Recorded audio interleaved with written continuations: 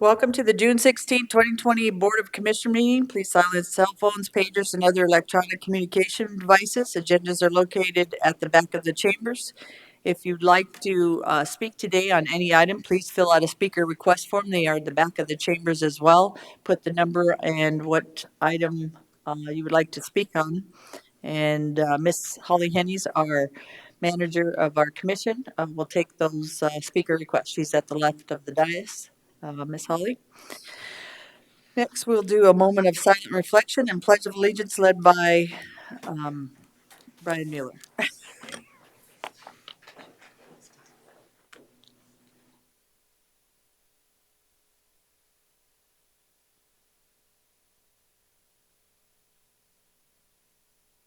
Pledge allegiance to the flag of the United States of America and to the republic for which it stands, one nation, under God, indivisible, with liberty and justice for all. Thank you. Next, we'll have the review and approval of the agenda, please. So move. Moved by Drews. Second. Second by DeSanto. All in favor say aye. Aye. Aye. All opposed? Motion carries. Ms. Holly. Good morning, Commissioners. For public notice, the Board of Commissioners uses a consent agenda to act on non-controversial and routine items. The consent agenda is acted upon by one motion and vote of the Board. Items may be removed from the consent agenda and placed on the regular agenda at the request of a board member or citizen. Today's consent agenda contains the following items: approval of the minutes from the regular meeting of June 4th, 2020. Number 6 is to approve the renewals of the retail on-off sale, malt beverage, and South Dakota farm wine licenses as presented, and to release the licenses upon payment of appropriate property taxes. Number 7 is to schedule a public hearing at 9:15 a.m. on July 7th, 2020 for Budget Supplement SP 20-009 for the General Fund John T. Vukurovich and Health and Human Services budgets. And finally, number 8 is to recognize and thank the volunteers for the month of May 2020 as submitted by Human Resources and the Fire Administration. Thank you, Ms. Holly. Is there any members from the public who wish to speak on any items 5 through 8?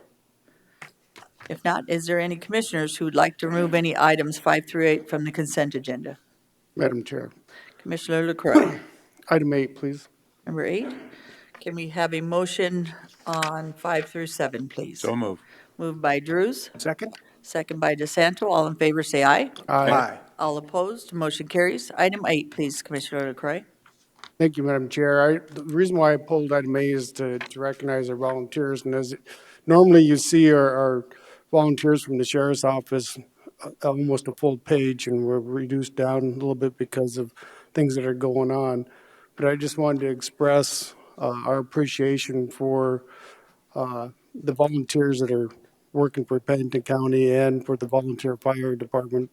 I've heard that the volunteers are doing their training through Zoom, and they're really working hard to get things to stay up to speed with the first responders and so forth. So I just wanted to take that time to show my appreciation to them. And as you see, we have one for the treasurer's office also, and they're working really hard to keep things going.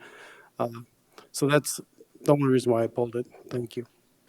Thank you, Commissioner LaCroix, and I think our commission all agrees that anybody that puts their time in and volunteers for us, we appreciate everything they do for Pennington County and the people they serve here as well. So I agree with you, and I believe our commission is all on the same page. So thank you, Commissioner LaCroix, for pulling that.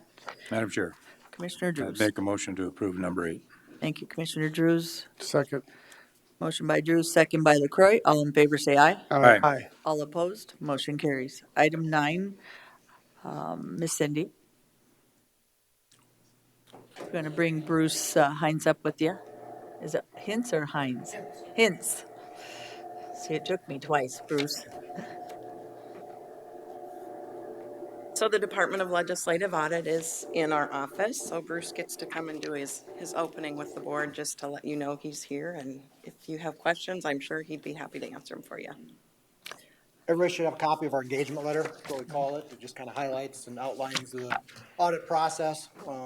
Talks about some of the things that we do during the course of the audit, checking individual transactions, internal controls, we take a look at any federal grants. We had to test the federal grants because you guys get over $750,000. We check compliance with state laws and any contracts you might have. We're required to make inquiries on fraud and the risks of fraud that exist, anything like that. This year, got something new as far as our audit process. There's really nothing new, but I do have a new employee that we're training, fresh out of college. So anyway, like I told Cindy, there'll be some training time. You guys will not be charged for that. We've got a separate billing code that we do, and then we'll take a look at his time when we get all done, and we write that off as training. So the audit bill won't be excessive compared to other years. How long does it take you to train somebody, Bruce? Oh, year and a half to 2 years before they can get out on their own to work, Depends on the individual, we've had some go as soon as a year, but usually about a year and a half to 2 years. Just depends how fast they catch on and everything. And so problem we've been having lately, we get them trained, and in 3-4 years, they're moving on to other jobs. And we've just fallen behind in the last 3-4 years because we've had people retire and trying to get new staff in and everything. And it's just been a struggle. So anyway. But yeah, he'll be around. So I just wanted to let you know that we'll be working with that, but there won't be any extra bill for that. You're telling them how awesome we are and how we do everything so right? Sure. Okay. Whatever you say. Commissioner LaCroix? Madam Chair. Oh, I appreciate having a new person. I had the opportunity yesterday watching an apprentice electrician working with an old timer, and Thanks. the question, the training process, the questions that are asked, I think enlighten both sides. So I think it's going to be a good thing to take that extra time with us and you might refresh your memory a little bit too. Wearing me out. Yeah. That first day. I called my manager that first day after I called him on my way home, and I told him, I said, geez, this new guy's just wearing me out. I come to work and everything's kind of second nature for me. And he's asking me all these questions. I got to sit and think. And it's like, man, I got home that night and I told my wife I'm just exhausted, But it's been good. It's been good. Seems like a good kid, so hopefully he's going to work out and everything. So we'll see how it goes. I need Deb's signature on this. Cindy's already signed it. Should I just leave it with you, or Yes, do you sir. care? And then Sure. Commissioner Drews has a question, sir. No, I don't have a question. I have a sorry. motion. Oh, sorry, go ahead. I have a motion authorizing the chair's signature on the engagement letter from the South Dakota Department of Legislative Audit for the 2019 audit. Thank you. Motion by Drews, Second. second by Ross Connect. Any other discussion? All in favor, say aye. Aye. All opposed? Motion carries. The only other thing I was going to say, we're probably half to 3/4 of the way through the audit already. Because of COVID, we did a lot of work from home. Al and I were working from home. Al's here working with me again this year. We've done a lot of work from home, and it got to a point where we needed to be on site. There was stuff we just needed to look at that was here, and it was just too much for him to try to copy or scan in and send to us. So we're about half to 2/3 of the way through the audit, I would guess. I'm not quite sure, depending with Chris and the training and stuff, when we'll be done, but I just want to let you know that. And Thank you, Bruce. so, okay, thank We you. appreciate If everything you have you any do for questions, us. we're up in the auditor's office. Feel free to stop by. Thank you, Bruce. Thank You you. have a good day, sir. Number 10 is a second reading and public hearing of ordinance number 714, an ordinance of imposition and collection of the will tax in Pennington County. I'm going to turn this over to Gary Drews, please. Thank you, Madam Chair. We're back to the second reading relative to the wheel tax proposal. This is a proposal to initiate a $2 per wheel tax, no matter what the weight is, maximum of $24 in Pennington County, which would include up to 12 wheels. We're talking about this going into effect January 1, 2021. So this would start with the collection, and for those if they're renewing early, they can start renewing in November and December of the coming year. What I'd like to do is Doug Kinnenber of the State Department of Transportation has been kind enough to make himself available to make a short presentation on our behalf. We do have Doug relative to on the video, and so I would ask Doug if you would go ahead with your presentation. I'd appreciate it. Thank you, Gary. Good morning, Madam Chair, members of the commission. Can you hear me okay? Yes. Perfect. Yeah, as a brief summary, in 2015, the South Dakota legislature created the Bridge Improvement Grant Fund that provides $7 million for local government bridges derived from an increase in license plate fees. In addition, the South Dakota Department of Transportation Commission has used their discretionary funds to add another $8 million to that big fund, for a total of $15 million available annually for local government bridges. And if our technology works good here, I'll try to share my screen with you.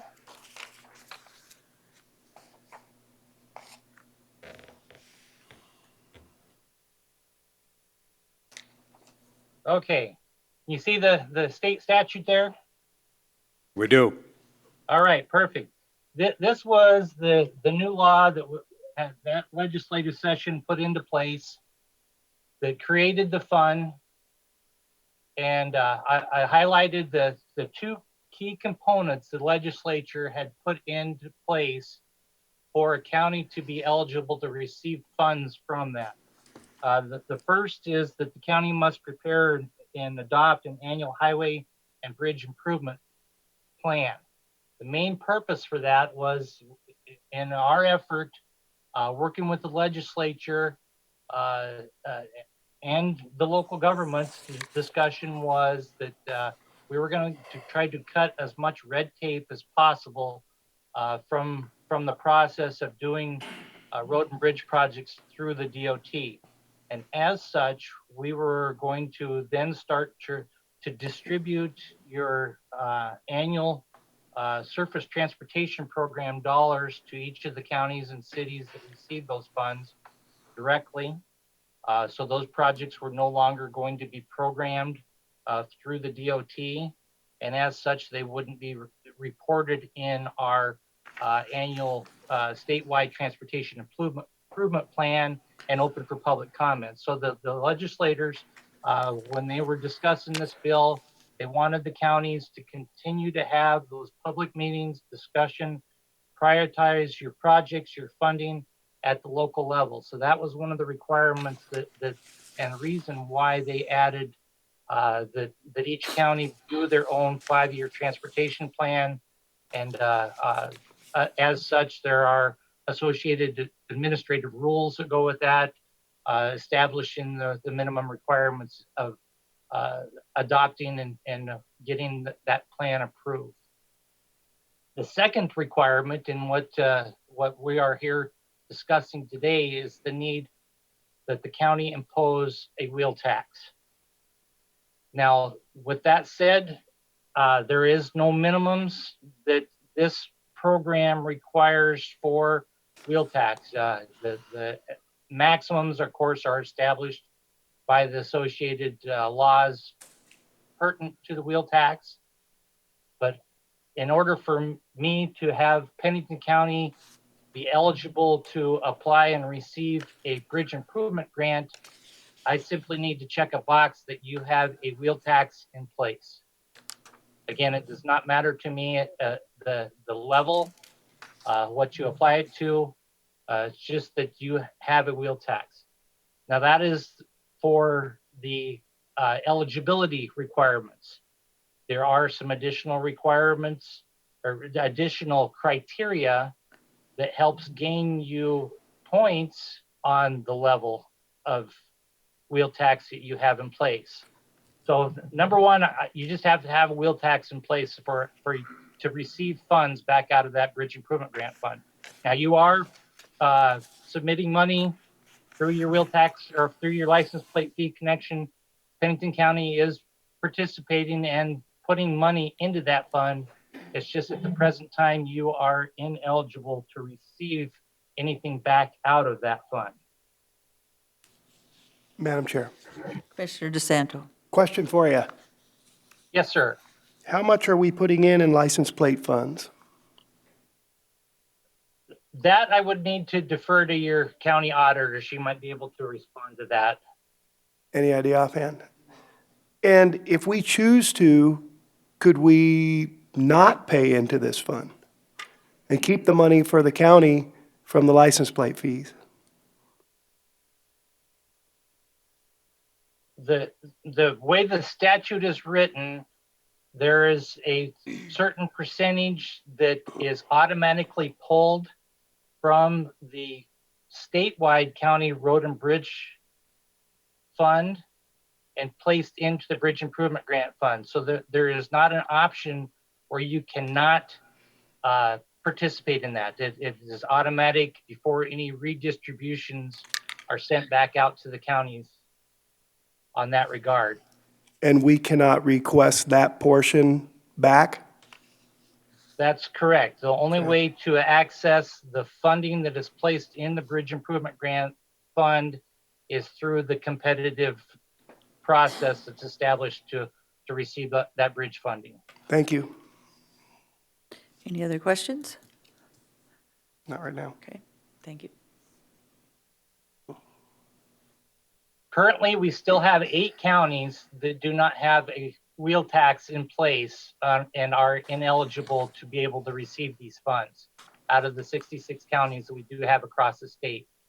Obviously, you can see from this chart here that the biggest impact is to both Han County and Pennington County due to the sheer number of structures that you have and the dollar value that we've estimated for replacement costs. Now, what this table shows here is one life cycle cost, and that's based on a 100-year life cycle. And what we've done is we've estimated the one-time replacement cost of your 127 structures to be just over $70 million. Now, if you were to make yourselves eligible for the Bridge Improvement Grant Fund, the 80% match that the big fund will do for that 70 million, you could receive up to $56.1 million based on today's dollars of replacement of those 127. Now, in addition to that, and generally our structures nowadays are set up and designed to have a 75-year life cycle. We've set this up based on a 100-year life cycle, assuming that we will do at least 2 preservation projects during the life cycle of that structure. That is also a separate category we have within the Bridge Improvement Grant Fund. So I do show here that you could be eligible for up to another $84 million in preservation funding from that program. Now, to not adopt a wheel tax or provide a 5-year plan, the county, without any assistance from the state, would need to set aside at least $1.4 million annually to be able to do this all on your own. Again, this is on today's dollars. Any questions on the slide I show there? Commissioner?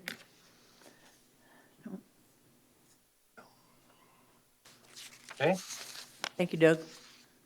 Again, this has an impact of 292 structures across the state. And on the county system statewide, there is 3,679. And right now, 933 of those are in poor condition.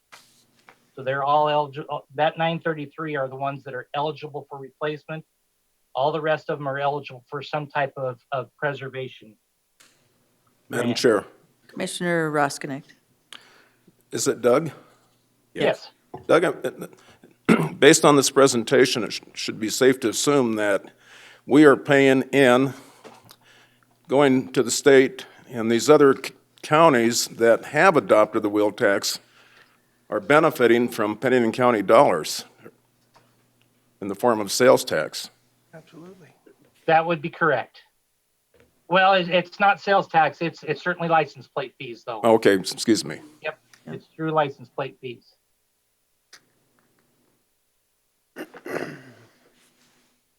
Madam Chair. Let's talk a little bit about Pennington County's 127 structures. Doug, Oh, go Commissioner ahead. LaCroix has a question, sir. Doug, when the legislature passed that for that portion of money to be put into a pot and distributed through a big fund, Do you happen to know what their intention was? I mean, you just said that there was, I can't remember how many bridges throughout the whole state that need to replace. Was there intentions to try and gain more funding to be able to get all of the state up to par? Yes, it was, there's certainly a need that was being demonstrated on the local government system and in the state system. There were increases that the state had seen in our ability to maintain our road and bridges from that legislative session as well. There was a movement to try to get all general funding for roads and bridges increased that year. Unfortunately, the counties, the cities did not have the data to support the actual needs for grading road maintenance type of costs, but we specifically had all the data we needed to be able to support the need for additional bridge funding. So that's why the focus was then shifted to bridge funds on the local government system, as to that we had the data to be able to support the need there. And there was certainly a need statewide, and including the state system. We had over $500 million need in bridge funding, and obviously, $15 million that we have set aside in this program, and likewise, it's close to the same that the state is doing on the state system. That total $30 million is just not enough to be able to meet our needs. Madam Chair. Commissioner Roskinek, do you want to? Say, Doug, what are the last 2 or 3 counties that jumped on board relative to the wheel tax? That's a good question. I don't know the answer to that right offhand. I'd have to take a look at it. There were a number of counties that already had a wheel tax at the time this legislation was in place. That certainly put them in a position to consider what level they were. There were a number of them that did make a change to their wheel tax to increase to the maximum that was allowed to help gain the additional points. But as I recall, there were a dozen or so that didn't have a wheel tax in 2015 that now do have. Yeah, I'd have to look and see who was the last ones to jump on that. But most certainly, I think within a couple of years, it got us in the position where it was just these remaining 8 counties. I was just curious when Minnehaha started to participate. I'm assuming that they have quite a few bridges as well. As I recall, Minnehaha County had a wheel tax prior to the legislation, so I don't know when their ordinance first took effect. Thank you. Madam Chair. Commissioner DeSanto? Doug, when we collect this wheel tax, does any of the wheel tax dollars that we receive also go back to the fund? Or is that fund fully funded by license plate fees? The Bridge Improvement Grant Fund is fully funded by a portion of the license plate fees that the counties submit into the state. You keep 1% of that as you collect the license plate fees. Another percentage gets sent into the state for redistribution across the state. And prior to that redistribution, the way the legislation is set up on a quarterly basis, 1.75 million is transferred out of the county road and bridge fund into the Bridge Improvement Grant Fund. So there is no wheel tax that is being submitted into the state. Those all remain as local funds and go into your local road and bridge fund. Any follow-up, Commissioner? I follow that. I do have a follow-up. I guess what I don't understand is why is the state forcing counties to impose a wheel tax on their citizens? What if we were to come up with that money some other way? Why necessarily a wheel tax? What was the premise behind that? That I would have to defer to your state legislative representatives. That it was simply what was written into the law, and we're following through on what the law says. Okay. Thank you, Doug.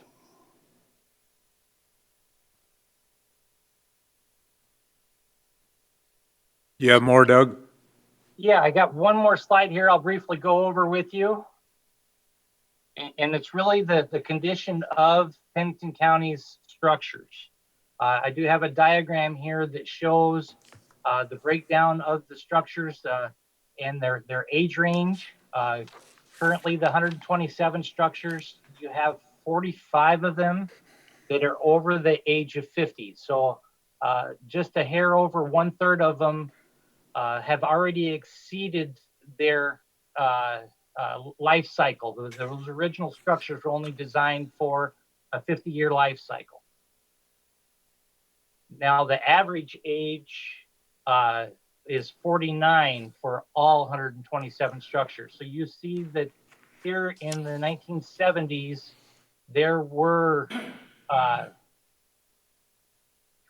48 structures that were built in Pennington County that over the next decade, those will also be meeting that 50-year life cycle cost.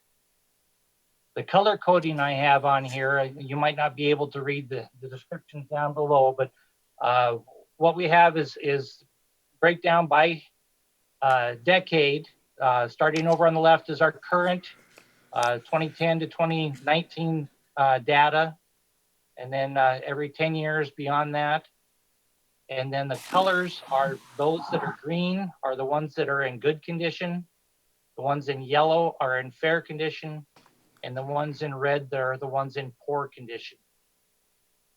Now, Pennington County does have, let's see here.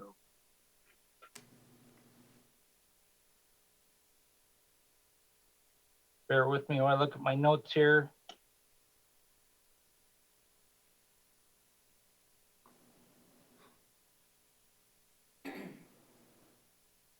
You have 24 of them currently in poor condition. So those ones are all the ones that are currently eligible for replacement through the Bridge Improvement Grant Fund. The remaining structures, the 103 others, they're all eligible for some type of preservation work, also through the Bridge Improvement Grant Fund. Similarly to as you go through and do an asphalt roadway and want to plan to come through and do your crack seals and chip seals, you should be doing the same on the structures. So even these bridges that were built in the last 10 to 20 years, they should be getting scheduled for some type of seal coat, spall repairs, some of that minor work just to help them last that full 100-year life cycle that we'd like to get out of these structures. Now, when this program began, Pennington County did have 9 bridges that were programmed through the DOT in our old federal bridge program. That program actually ended with our federal highway bill in 2012. So as the legislation passed in 2015, the department had made a commitment to finish out the structures that we had in our 5-year STIP, our statewide transportation improvement plan, of which 2 of them were for Pennington County, and we did finish those ones out, or we're in the process of that. One is the Bradsky Road Bridge, and the second one is the one we still haven't quite let yet, and that's the Rochford Road Bridge. But that one is still yet to be finished out from that old federal bridge program. The county had 7 other bridges that were in our long-range plan, just waiting for available funding, that those projects were canceled because of the creation of the Bridge Improvement Grant. And the intent was that the county would come back and apply to compete for the money for receiving funds for those bridges that we canceled, and obviously any other ones that you deem necessary out of the ones that are currently eligible for replacement. And I'll quickly go through the list. There was one at Thunderhead Falls Road Bridge. There was a bridge over Battle Creek, west of Keystone. There's a bridge southwest of Mystic over Castle Creek. There were two bridges very close to one another, southeast of Quinn over Cottonwood Creek.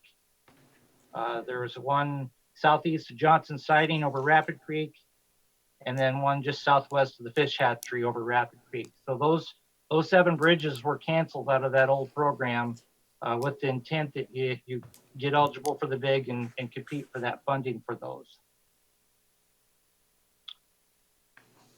That really summarizes in a nutshell where Pennington County is with regard to the DOT, the Bridge Improvement Grant Fund, and the status of being able to receive funding for your bridges. Thank you, Doug. I would just ask if you have a little bit of time, if you could stay on in case there are other questions that come up that may be directed towards you. Absolutely. Thank you, Doug. Madam Chair. Commissioner Roskinek, Doug, please. could we refer to the wheel tax as bridge insurance? Well, I guess that, I see that as just another revenue source to help out for your general road and bridge needs. Like I said before, the wheel tax doesn't necessarily go into your bridge funding. However, it will certainly supplement your local budget needs to do some of that general ongoing maintenance on those road and bridges and help their overall needs of your transportation system across the county. I guess the bottom line is if we want to participate, get some of our license plate fees and fuel taxes that we're gonna, one avenue would be to participate in the wheel tax.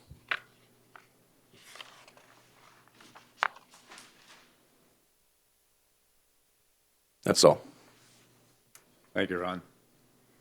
Other questions, comments by the commission?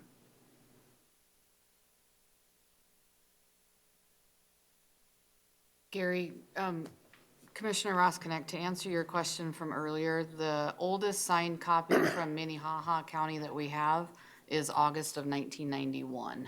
Okay.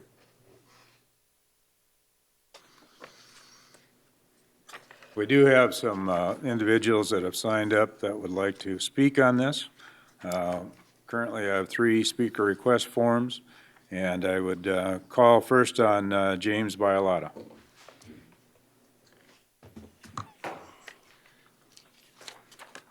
Madam Chair, are we restricting time on? That's up to you, Gary. Let's try to limit the time to a 3-minute time period. Thank you. My name is James Bialotta. I'm a Pennington County resident. Hold on just a minute, James. Holly, you want to explain that just to make sure that everybody knows how that works?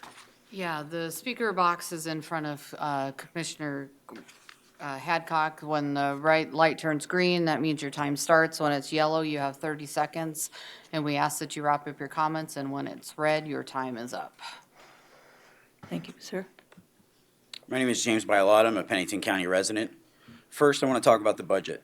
First, stop giving millions of taxpayer dollars to nonprofits. Let them raise their own funds. Taxpayers are not for donating money to private nonprofits.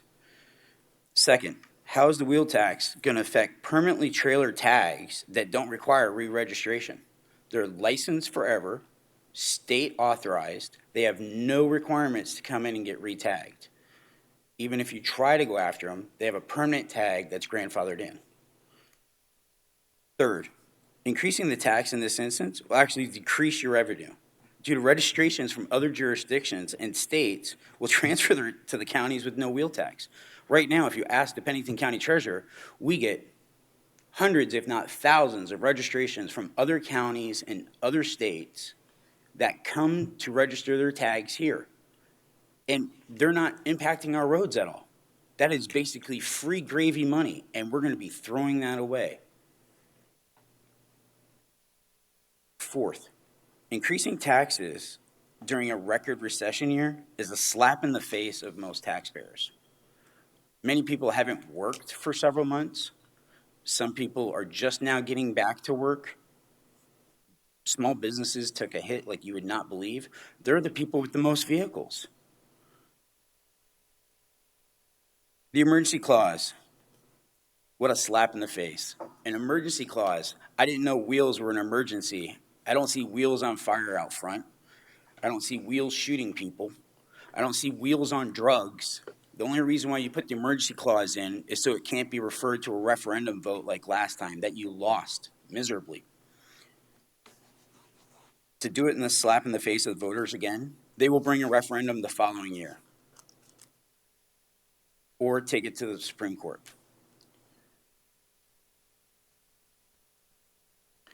The best part, everybody's talking about the millions we could potentially get when it's a lottery / state-appointed chosen bridge fund. There is no guarantee we get a single penny any single year with the wheel tax. Not one. There's no guarantee. And to make things more laughable, taxes are going up so high, our own Rapid City mayor is building a new house in Meade County. What does that tell you? The lottery is based on politics at the state level. More legislators are East River than West. Who do you think is getting bridges? Who do you think they're going to get the most money to? 9, letting bridges get back to the point of failure to try to be eligible is inherently dangerous. Time. If a taxpayer finds out their bridge was kept with a delay, you're going to be on the hook for millions in damages and possibly lives lost. Thank you, James. Thank you. I would next call on Karen McGregor.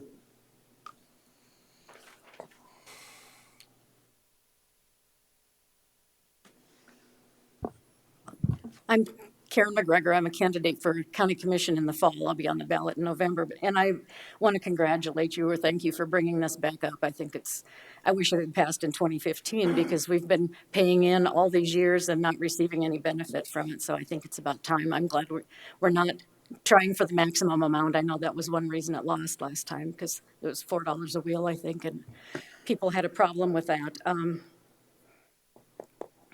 I would say that the reason people register their vehicles here is because South Dakota has no income tax. I don't believe it's our licensing fees, so I think that argument doesn't make a lot of sense. And although there's not a guarantee of receiving the funds, if we have a wheel tax, there's a guarantee that we don't receive any funds if we don't have a wheel tax. So I thank you again for bringing this up. Thank you, Karen. Next, I call on Mike Ressler.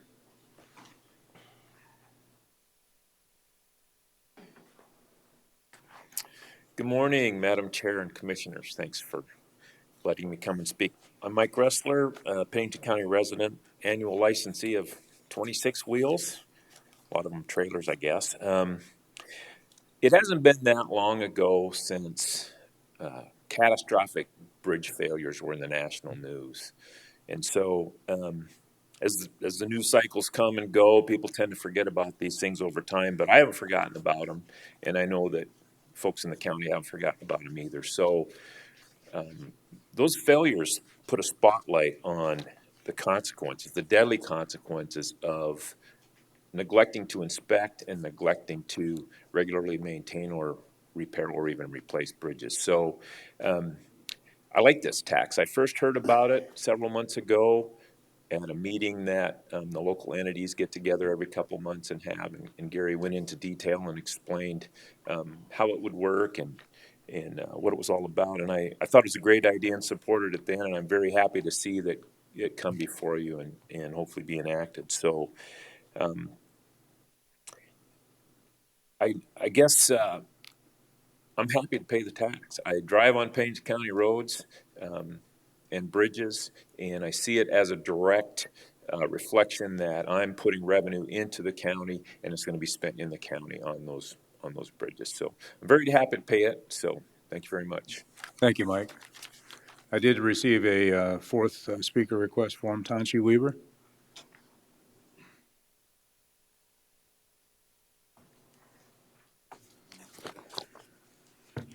Good morning.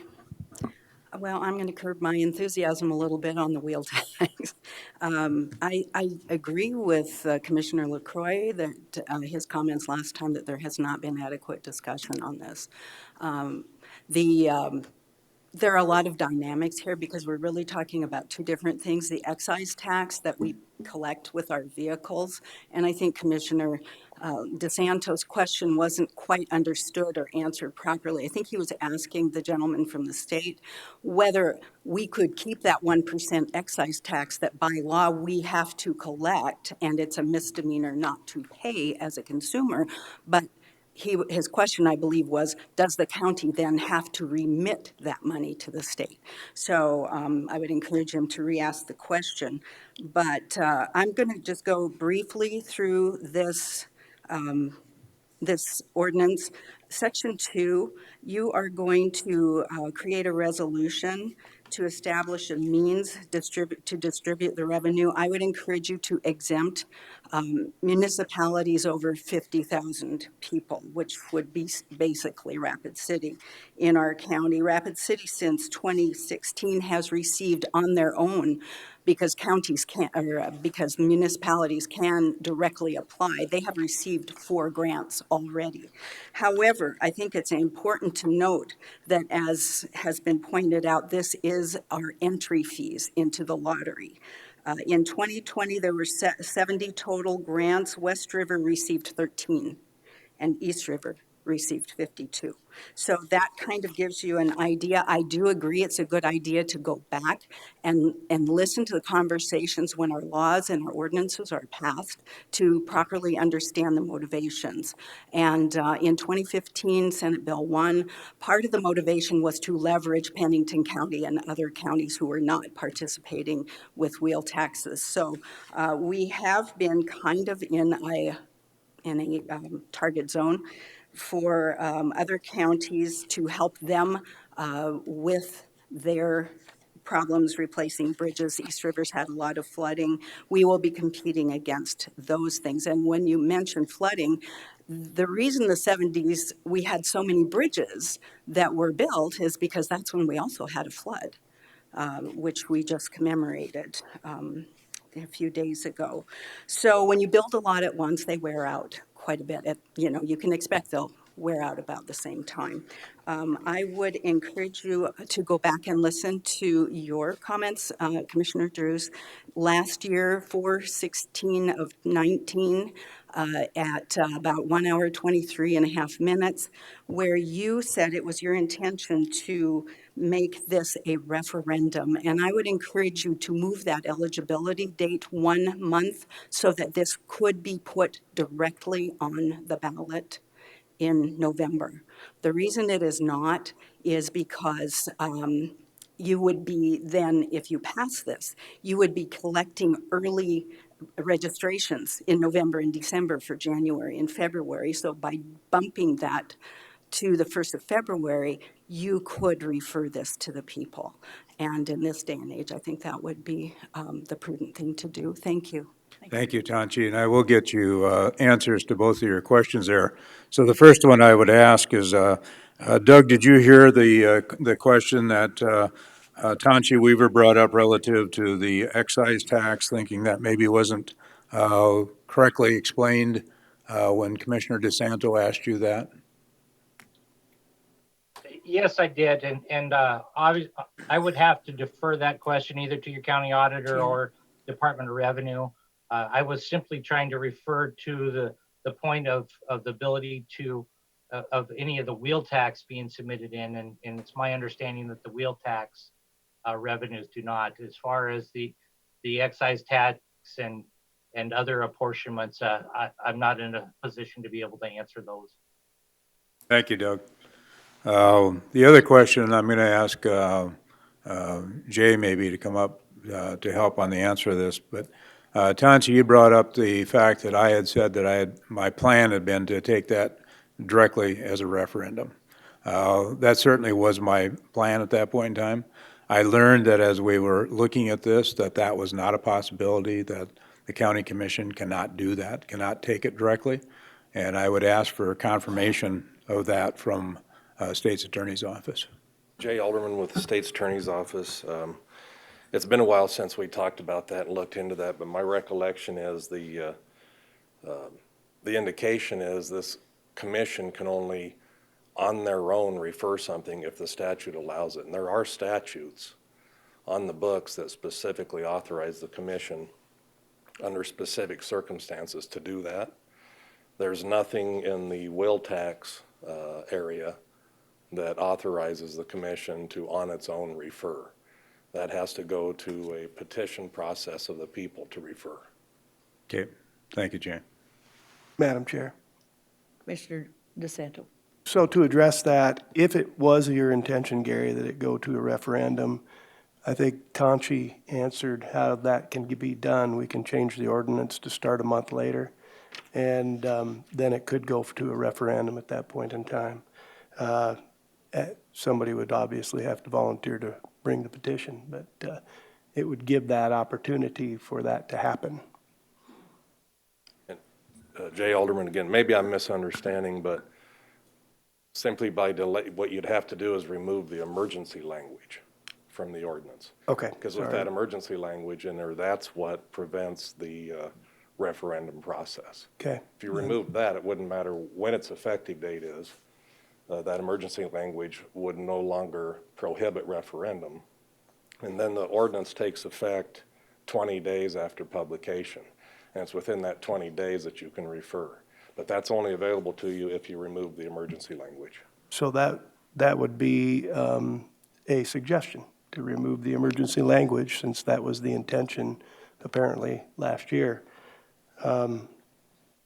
Also, I would like to get the question answered as to whether or not we actually have to remit that excise tax, that license plate excise tax. We don't know that at this point in time, but Janet? There's a couple questions probably from the audience that had some title fees or some license fees and stuff too that you might want to clarify too with Commissioner Good morning. DeSantos. Janet Saylor, Treasurer. Yes, it's all in statute. The distribution is broken down by state law. A report is given to the auditor every month. The auditor then does the remittance, and we're allowed to keep so much money. We cannot change state law. There is no way we can keep any of that money. The portion that we are given for the license plates, for the excise tax, a portion of that I know goes to gas, and we can't keep that money. okay, It's mandated by law. thank you. So it would take a change from the legislature, and I really don't think that's going to happen, but that would be up to the commissioners if they wanted to take it forth. Thank you. Madam Chair. Commissioner DeSanto. Also, question for Doug. I'm curious as to why a municipality has access to this wheel tax, even though they're not charging a wheel tax, and they're not paying in to the fund. Why is a municipality able to access this money? And a county is not, that is actually paying into the fund. Well, as you state, the cities are not required to reside in a county that has a wheel tax. It's simply the language that was placed in the statute itself. It only replaced that requirement on the counties. The cities overall, out of the approximate 4,000 local government structures, the cities own 238 of those structures. It's not a large number. Obviously, Rapid City has a larger number than many of the municipalities, but yes, as Tanchi had pointed out, the Rapid City has received 4 bridge improvement grants. The city of Keystone has received a couple of bridge improvement grants. And if I can, I will share one other item with you. We do have available off of our state DOT website. You can look at where and who has received all of the grants. We do have this live map, and you can hold on any one of the dots here and see who got the grant, the location, the amount, and the year it was given. So that's the distribution statewide. And as many of your audience has pointed out, there is no guarantee of the grants. However, we currently only have about 27 counties out of the 66 that is actively pursuing grants, and a lot of it's just based on need. But you might, the scoring criteria is purely objective as far as replacement grants go. So you know when you submit an application in where that bridge scores, and you can obviously compare that to prior years on ranking process, but it largely just depends on if somebody else happens to score a bridge in that is in worse condition than your bridge. Ultimately, your bridge that you're wanting to get replaced will be one that's the worst condition in the state, and then obviously you would be guaranteed a grant at that point, but that might be long since it's been closed. Madam Thank Chair. you, Doug. Commissioner Roskinick. Doug, if we adopt the wheel tax today, we have the option to get out of that in future years if we feel it's not working for the county? Once you adopt it, you're not locked in, are you? Well, when you go to apply for a grant, that's when I have to verify whether you have a wheel tax in place or not. So if you have no intent of applying for a grant at some point, then yeah, there's no requirement that you maintain a wheel tax. Jay. Jay Alderman with State's Attorney's Office. To use your term, Commissioner Roskinick, to opt out would simply be to repeal the ordinance. Because if the county adopted it, you can also take it away. So if you repealed the wheel tax ordinance at that point, you don't have a wheel tax anymore. And as I understand, what Doug is saying is that as of the date of application, if your wheel tax is no longer on the books, you don't qualify. I'm just saying future commissions could have a different point of view based on needs. Madam Chair, Commissioner DeSanto. another question for Janet.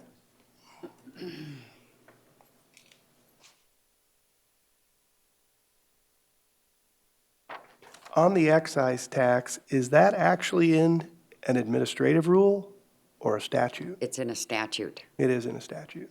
And just for some more clarification, I don't know if the commission is aware of it, but the city and Box Elder and some of the other municipals, they get money from the license plate fees also, and we collect them. So I didn't know if you guys were aware of that. I don't know the percentage. Okay. Okay, thank you, Janet. Madam Chair, Commissioner, we had an open meeting in Hill City last Thursday, and I said it then and I'll say it today. We got 22 bridges out there that are defective. And when we leave this meeting today, they're still going to be defective. So we're going to have to do something. how many people showed up at that meeting, Mr. Roskinick, in concern of this? One in the audience. I have it written down in. Thank you. Madam Chair. Madam, go ahead. Commissioner We do have one more speaker request form. Okay. Florence Thompson? Oh, okay. Just, Madam Chair. Commissioner Drews. Oh, she's back. Okay. Come on up, Florence. We have a 3-minute limitation, and then you just watch the timer, Ms. One, do Flores. you care? Either one, ma'am. Oh, either one works, okay. I'm just speaking as a citizen. My name is Florence Thompson. I'm from Caputa, South Dakota. And I'd just like to say, I think it's very bad timing on the part of the commission to be thinking about raising taxes right now on people. They're just reeling from this COVID crisis, and a lot of them had their finances just thrown into a tailspin, and people are uneasy about the future. I just think it's really poor timing to bring this up at this time. There's no emergency. There's no reason to call this an emergency. I think you should reconsider and consider bringing it back at a later time, maybe next year or something like that. Because I just think this is really bad time for people. And for the commission to say, well, we want more money from you. Now's a good time for us to get more money from you. I don't think so. I don't think people will see it that way. And why put more stress on them? So thank you for listening. Thank you, Florence. Madam Chair, Commissioner Drews. just a couple of things. Heard that a couple times now about the timing not being good. There's never a good time to bring a tax. And so going back to a year ago, when I said I would be bringing this back, this had planned to be brought back last fall in 2019. I didn't do that because of the school district bond issue that came up at that point in time. Initially, that was scheduled for a vote in September, and then it was later put off till February. And so in respect to that, we held this back until now, or I held this back until this point in time. Relative to Mr. Bellata's comments about the out-of-state registrations, we're one of the few counties that still do that. With a $2 wheel tax, I seriously doubt that's going to change any of those registrations, because most of the other counties that have ever done this in the past have a higher wheel tax than what we're talking about proposing. Not sure what you're talking about as far as the nonprofits, Mr. Violata. And you talked about, mistake to let the bridges go to failure point. And I don't disagree with that. The point is that there's not been enough dollars to take care of those bridges in the past. And so now what this proposal is to try to correct this so that we can be fixing our bridges as we move forward, and have those bridges that are at the failure point at this point in time, get those replaced, get the other bridges repaired, so that we can be on a program whereby we know that in the future we're able to take care of our bridges. So with that, Madam Chair, I will, I'd like to make a motion, but I can't after speaking. So. Okay, I'd like to say a couple things. I was here for the first one that failed. I didn't think it failed miserably. I think a lot of time was misinformation. We couldn't get out there at that time, and Gary has been bringing a lot more information and building this up for people to know. I work in a beauty shop, had for 32 years, listened to a lot of people. First time, people didn't really understand it, and once I started explaining it, they did. Unfortunately, I didn't go around to everywhere, and neither did any of the commission. At that time, we did not know at that time it would fail either, based on some of the information that we had put out. We had 37,000 property owners in Pennington County, and we felt that all of the property taxes shouldn't be paying for everybody's way in Pennington County for roads and bridges. That should be shared across everybody that uses the roads and the bridges in Pennington County. Based on that, the outlining areas are only about 12,000 people that actually pay property taxes. So when people say in the urban areas that we do not represent them, a lot of Rapid City represents them in many things that they help pay for in Pennington County, because they're willing to. And a lot of our residents also live in Rapid Valley as well. So I believe the emergency is when people say there isn't one. 5 years ago, we could have had a wheel tax and we would have been ahead on a lot of these roads and bridges that we're saying is an emergency. Well, if you ask our highway department, Joe has been with us a couple of years, but Mark has been with us a long time. People say, well, why didn't you fix them then? Well, you have to have money, and then you have other obligations just besides roads and bridges in Pennington County. There's many things like snow removal and other things that we have to make sure the safety of people. But on here, it does say the Pennington County Commission has determined that public safety is at a risk given the present need for the bridge repair and replacement in county, and that an additional source of revenue to address the increasing demand for county road and bridge maintenance necessities and implementation of wheel tax to provide immediate and sufficient funding for such purpose. That's the emergency, because we can say we can take it to the ballot box again, but again, 5 years behind and then putting us any further behind, to me, it is an emergency. And again, why put it on the property owners? Again, I work in a beauty shop. I told people, and I've been going to meetings with Gary to many different areas, and people said, well, back then, even 5 years ago, if you would have did $2 or less, that would have made more sense to see how much funding you'd get, to see if they gave you money for that wheel tax. Well, that's what we're doing. So we're listening to the people that actually are wanting to help with the roads and bridges. People feel like that I've talked to that they do use the roads and bridges, as Mike has said, and they want them to be safe. I don't think our highway department, in any sense of the word, has been deficient on anything they've ever done. They are more than efficient. They have been asking us to help them in many different ways. Why put it back on all the property owners? Property taxes are 45% of us. Why not have everybody that uses those roads and bridges and believes in the safety of those roads and bridges in Pennington County that we all use, share that part? We say it's not a good timing. Again, it's never a good timing, but when you talk to people, again, if you get out to the public, they believe at that point for that $24 cap, that was actually a very good thing, that we weren't overdoing it. We weren't saying we need $6.5 million this year.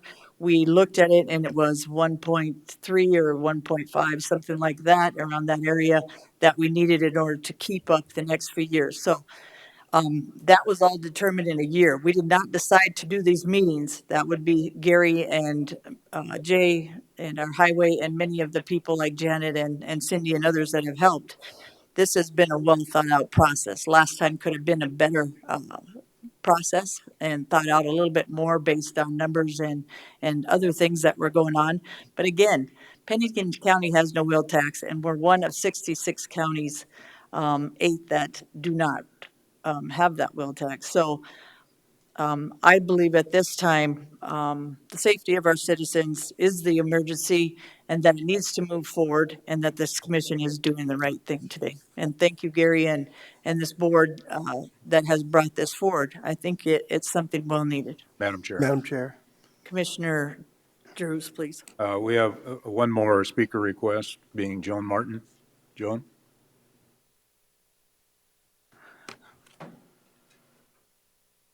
I'm Joan Martin. I am a Pennington County resident. I also am an employee of the county, but I'm here as a resident.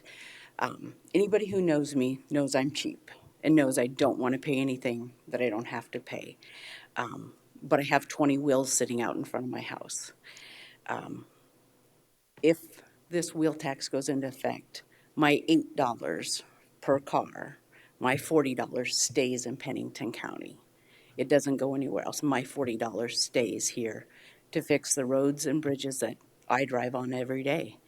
And again, I'm cheap. I don't want to pay an extra tax, but I'm willing to pay this tax because it stays in my county.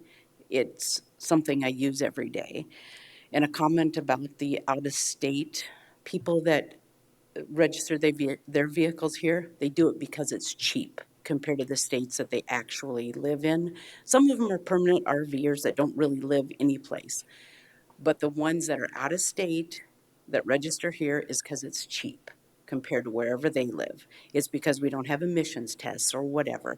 It's because we're cheap and they're cheap too. That extra $8 per vehicle is not going to prohibit an out-of-stater from registering in South Dakota. They do it because it's cheap. $8 isn't going to make a difference. It will cost them way more than $8 additional per year to register in the state that they do live in, or they wouldn't do it here. Thank you. Thank you, Joan. Madam Chair. Commissioner DeSanto first, then Commissioner Roskinek. Thank you. As I said last week, I have no argument whatsoever that funding is needed to take care of these bridges. My concern is that we get this ball rolling and this ball doesn't ever stop, which is generally what happens. So what I'd like to suggest is that we, one, put a moratorium on raising the amount of the tax in the future within the ordinance. That I could get I don't think I can have it put in the ordinance that if we get an alternative, such as legislative action that would allow counties to enact a sales tax, that we would rescind this wheel tax and not also tack on the sales tax as well, because that's something I'm going to be working on. I've already talked to one of our legislators, and I'm going to continue to talk to our legislators and see if I can't get that to happen, where that money would be specifically designated for bridges. The other thing that I would like to see in this ordinance as well is language that will guarantee that the money will only be used for bridges. I don't like the language in there that could be used for highway maintenance or highway construction, because I've seen some money spent in the past on construction that, in my opinion, and many other people's opinion, shouldn't have been spent there. We're focused on fixing bridges. Why not put language in the ordinance that specifically says this wheel tax money, if it passes, will be used for bridges and bridges only? That I think that would make a lot of folks more comfortable as well, as we have seen countless numbers of times, both in our own state and in the U.S. Congress. Things get passed. It's said that the money's going to be spent here, and all of a sudden the money's getting spent somewhere else. So I would like to see it more specific that if this wheel tax passes, the only thing that wheel tax money will be spent for is bridges, if that's possible. That is something that I would like to see in the ordinance. So, thank you, Madam Chair. Thank you, Commissioner DeSanto. One other thing I forgot too was to mention is we've had more flooding and more water the last few years than we've ever had. And that also was the emergency as well, because we've been dropping bridges faster than we had before because of that. The one up there that you've seen, that was one that did drop just by getting hit by floating ice in the water. So that also was the emergency why we brought this forward, and it has been looked at for the last 2 years and has been brought forward by Commissioner Drews. I think that was one of the reasons we kept seeing a lot of bridges going down a lot faster than we thought they would because of all the water in the last few years. And that's a perfect example that they just showed of what happens when an excessive amount of water, or in this case, it raises high enough so it drops that bridge from the ice. So. Commissioner Roskinek, please.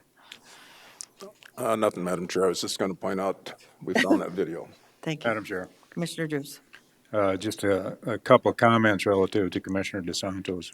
I don't think it's necessary to create a separate break the bridge fund away from the road fund. It is a bridge and road fund as we presently have it set up, and I don't see any particular reason why we'd want to create two different funds out of that. I'm looking at the county auditor to see if she has any response to that. And Joe and Mark, I mean, I think it would. Joe, do you have a comment relative to that? I just like to point out, Joe Miller, Pennington County Highway. Mark, it's a good point. Right now, our bridges are behind, right? And we've been maintaining on our asphalt and our gravel roads. At some point, that there's going to become a tipping point. We're going to get our bridges up to snuff, right? And if the wheel tax is designated for the bridges now, as if you've looked at that spreadsheet that Doug sent out, we've got a bridge on there that's estimated at $7 million to replace. So at a point, we're going to have all of our bridges in a good or fair condition, and hopefully none of them will be structurally deficient, say 10 years from now, 20 years from now, whenever that is. So to put that money specifically into a bridge fund, I think we spend money on maintaining our roads. We take great pride in making sure we have good roads to drive on, both winter and maintenance wise. So I think to put that in there wouldn't be a wise choice, I guess, in my opinion. Madam Chair. Commissioner DeSanto. So Joe brings to light the comment that I made, that once we get the ball rolling, the ball never stops. We are thinking about enacting this wheel tax as an emergency because we have bridges falling into the creek. But the fear is that once we get all of our bridges fixed, then we will continue the wheel tax, even though that's what it was meant to take care of, was our emergency bridges that need to be fixed, and use it for building roads or resurfacing roads. And I guess the other thing is and then Joe, I think you have done an amazing job. And I think that you spend money where money needs to be spent. And most of us do, most of the time. We're not always going to be here. And that's the safety device that I'm looking for, is that when the five of us are no longer sitting in these seats, and maybe Joe's retired, we don't wind up with somebody looking at that money and going, hey, I want to build a new road where it really shouldn't be, or whatever, spend the money on something that it shouldn't be spent on, or that we had no intention for it to be spent on. And so that's why, Gary, that I feel that language needs to be there. And not only that, but again, I don't think that personally, I don't think, and Joe probably knows more than me, that we'll ever get ahead of keeping our bridges up. I think that we will always have an expense there forever to keep those bridges up. So what's wrong with saying this money is for bridges and that's it? Even if we got to the point where for 6 or 7 or even 10 years, we have no bridge problems, and then we wind up with another 72 flood and we have 15 bridge problems all of a sudden cropping up, what would be wrong with having that money sitting there ready and willing and able to repair those bridges immediately? Instead of, we all know that history repeats itself over and over and over again, and we all know that when there's money sitting somewhere and it can be spent, it will be spent in most cases. And so, again, that's why I would like to see it more specific in the ordinance. I would just like to point out, one other thing. Last year we've signed one bridge down to one lane because of the water flooding due to it last year, and we closed one bridge and we replaced it with culverts, and we had to replace another bridge. So that's 3 last year, and here just 2 weeks ago we had to sign another one to one lane because it's failing. This year we're spending $750,000 on bridge rehabilitation.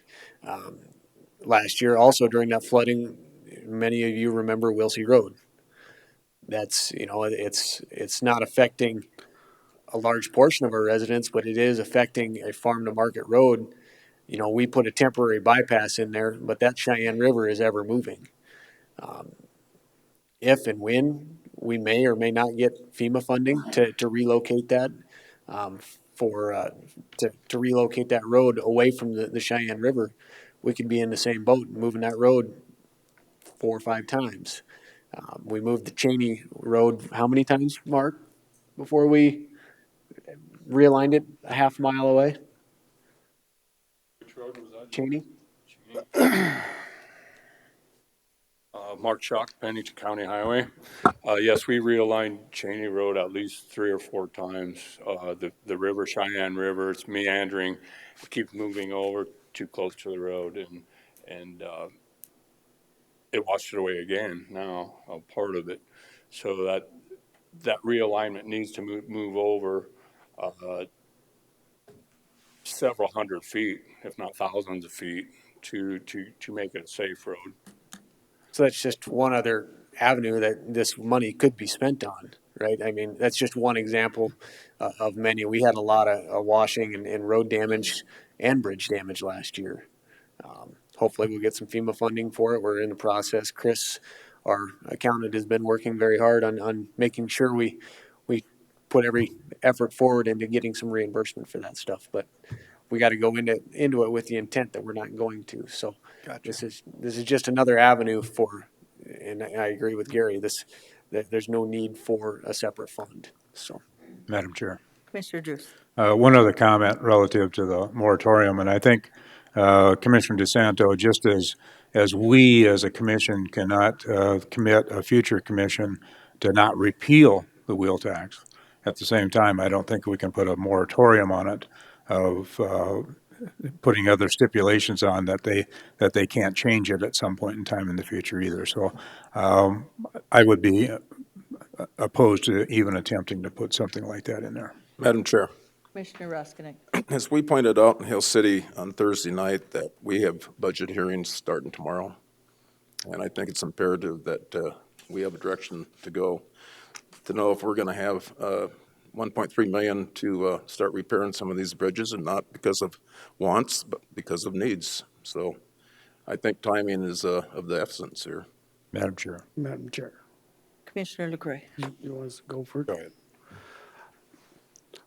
First of all, I want to show my appreciation to the staff for getting the information on the website so the public could have the time to actually read through some of the slides, see what's going on, and get the right information. Because I agree with Chairwoman Hancock that on the first go around there was a lot of misinformation, and once it gets sent out there, that's all people kind of hear. And so this kind of gives them the fact sheets that they can go to instead of the rumors being heard. That was one of my biggest concerns when this first came up, is that not getting it out to the public in time to get some comments. The COVID-19 played havoc on all of us. I mean, and I give credit to this commission for getting out there and trying to set up some meetings right away after our last meeting to try and get some more information, get some more feedback. Ron held a meeting in Hill City and we had one show up. And then they also had taken it to the Wingnuts meeting way back in November or October and said what you're going to do. I think Joe even gave a presentation. I mean, that shows good intent and promise. So that was my biggest concern on this. My second concern was just as some of you guys have stated, the timing. And quite frankly, me and Gary agree on this, that there's never a good time. Something's always going to come up and something's going to happen. I think they done a good job. Coming up with the $2, $24 minimum, from what I've talked to some of the people, they were comfortable with that. It wasn't like the first time around. The other comments that I've gotten back in the last couple of weeks is that the money that's paid there stays here. Going to road and bridges, as Mark had said, I do foresee it. I foresee us maybe 20 years from now getting our bridges caught up, or maybe 25, and then we can focus on our roads. We got South Valley Road. We could have some money for that. That's in limbo with some of the stuff that are going on, that we need other repairs done that are going to help the residents locally. I represent a district that probably is more in the city than some of the others, and so they don't really see the problems that some of the rural areas are doing, where limited access, and how important it is for them, because they're making it to work. Unless it affects them right here, right now, it's not a problem. This is emergency. We've been talking about it for 3 years. We got one-lane bridges, low limits that are preventing other people from being able to do it. So last week, I held off because I wanted to listen. I wanted to get some of that information out, and I wanted, with my vote last week, I think that's how this commission's gonna move forward in the future. Is we're gonna do a lot more of that. Once we get out of the COVID-19, I think we're gonna do a lot of more public meetings and get more information out. They've done a good job. and they work hard for you guys. They really do. And I've been going back and forth today and the last couple of weeks and on the timing thing. Is it right? Is it not? Should we wait? Should we not? You know, and I'm ready to move forward on this because I think it's that important. And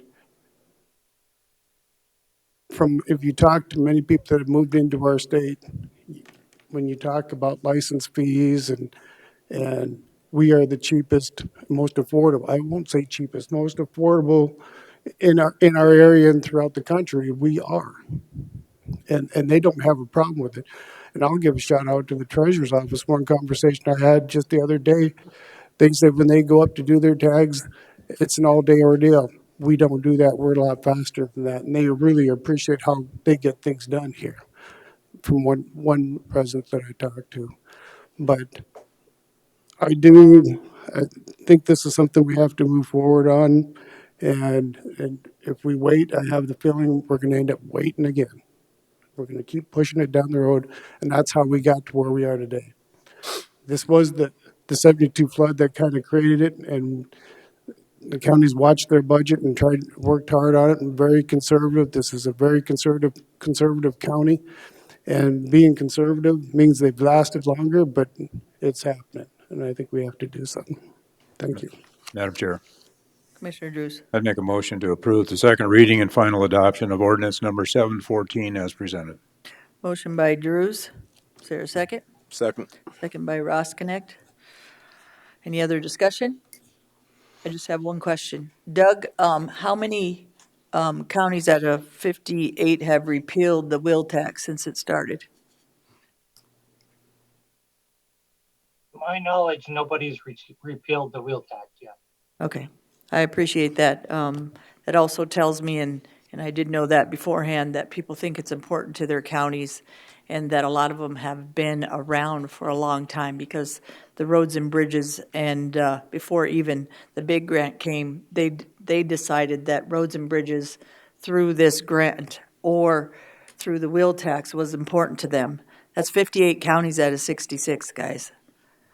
That's pretty important to me, and that's another reason I'll be voting for it today. So, any other discussion?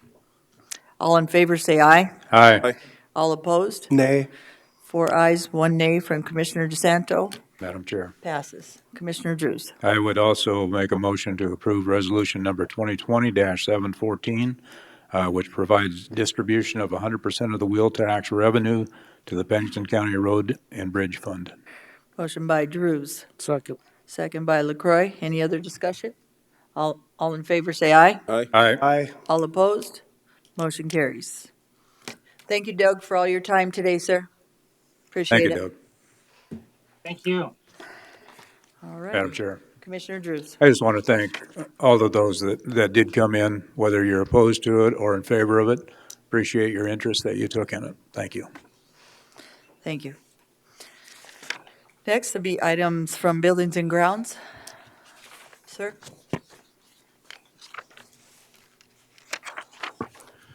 Good morning. Mike Cool, Director of Buildings and Grounds. The county's facility on North La Crosse Street once served as the home of Health and Human Services, the city-county alcohol and drug programs, and detox.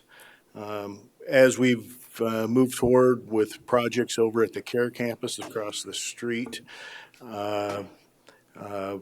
and finished the second phase of that project, everything has been relocated that was housed at that facility, so now it sits vacant. Since the county authorized the CARE campus project to move forward, the first phase of it, the building committee has generally looked upon it as the future of it would be surplus. We've seen there is no current understanding that it could be of beneficial use to the county at this time. So it is sitting vacant and costing the county money. So as the Director of Buildings and Grounds, I'm before you to request that it be made surplus and I be authorized to look at getting it appraised for sale and begin the work of getting a real estate broker involved in selling the facility. Thank you, I Mike. would make that motion. We have two motions. The first is to move it dash SDCL 6-13-1 and 6-13-2. Motion made by DeSanto, Second. second by LaCroy. Any discussion? All in favor, say aye. Aye. All opposed, motion carries. Second motion, moving pursuant to SDCL S 6-13-5.2. Do we have a motion? Move for approval. Moved by Second. LaCroy, second by DeSanto. All in favor, say aye. Aye. Aye. All opposed, motion carries. Thank you. Thank you, Mike. Thank you, Mike. Next will be items from emergency management.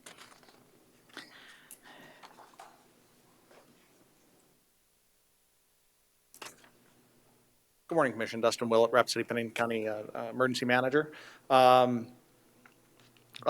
So, COVID is still in our community. We are still having new cases test out. Lots of graphs in the news. I think the one key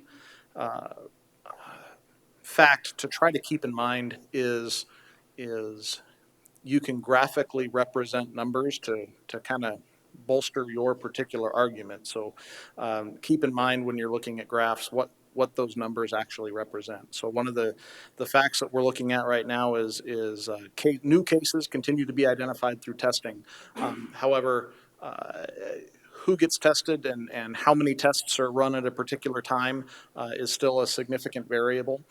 We look at several different graphs. We absolutely look at the total graph, the total cases. What have we always had? Where are we at? We look at hospitalizations. We look at bed availability in general across healthcare in West River. When it comes specifically to COVID-19 infections, some of the critical pieces we look at, and some thanks certainly go out to Commissioner Ross Connect and some of the data visualization products that he put out early on in this, is where are our active cases at? So sure, we have cumulative total cases, but we also have people that are getting sick at a particular rate and people that are getting better at a particular rate. And one point of note is that a few days ago, those lines crossed. So we have more people getting better than we have getting sick. And that's a pretty significant point in graphing these data points out. So, one of the things that we said in the Emergency Operations Center for when do we start looking at changing our posture in the EOC was actually that point when our active cases and our recovered cases, when those lines cross on the graph and we actually have more folks recovering than we have getting sick. It's a pretty important point. Now, that being said, those lines, we were inundated for months with beautiful up and down arcs on graphs. The curve, there was an up curve and there was a down curve, and that was it. It was just this perfect, beautiful graph. And the reality that we expect and the reality that we have seen is it's not a single arc. It's not that we go up and we come down and we're done. We expect to have multiple bumps in that graph, in that tracing. So as the virus moves through our community, as it's affected by different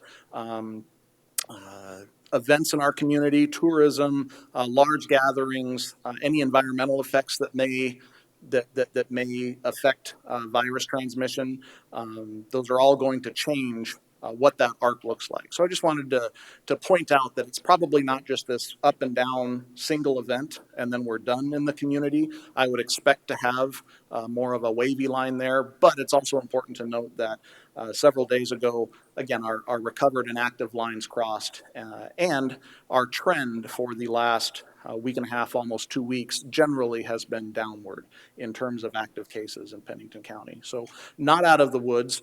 We certainly still have active COVID-19 infection transmitting and affecting people in Pennington County. But I would just ask that everyone, the public included, be judicious when they look at what's being represented on graphs and what the numbers can potentially mean. One more point that I forgot to mention, again, because there's some disparity in how many tests are conducted at any given time. One number that is also interesting to look at is just a percent positive back on tests. So if we do X number of tests in a given time frame, how many of those tests are coming back positive? So that kind of removes the variable of how many tests, the number of tests being conducted. If we just look at the positivity percentage of those tests, then sometimes that can negate the number of test question that comes up in some of that data. And I guess the take home from there is look at multiple data sources, or at least multiple data trends. Don't rely on just one representation of facts. Look at all those numbers that are coming out from the Department of Health, in a holistic manner. Look at what all of those trend data say together. Don't just pick out one specific trend. Look at what all of that data charted together says. So, happy to stand for any questions. Dustin, do we ever figure out anything on the emergency shelter? Do we have that meeting on Monday yesterday? So we've had a series of meetings almost daily. So I'll be putting out a letter later today to key stakeholders, elected officials, and the department heads that have been key stakeholders in that process. When we started this, the intent was to have a hard close date on the 26th of this month. So June 26th was our closure date. The question will be put to elected officials and key stakeholders. Is there any need or reason, I shouldn't say any need, is there a justifiable reason to continue shelter operations at the Civic Center? I will say that from emergency management's standpoint, from my professional position in emergency management, I think maintaining that closure date of June 26th is appropriate for the Civic Center facility, and that'll be my recommendation. But that'll come out today in a letter to all of you, and I'll be soliciting that feedback to make that determination.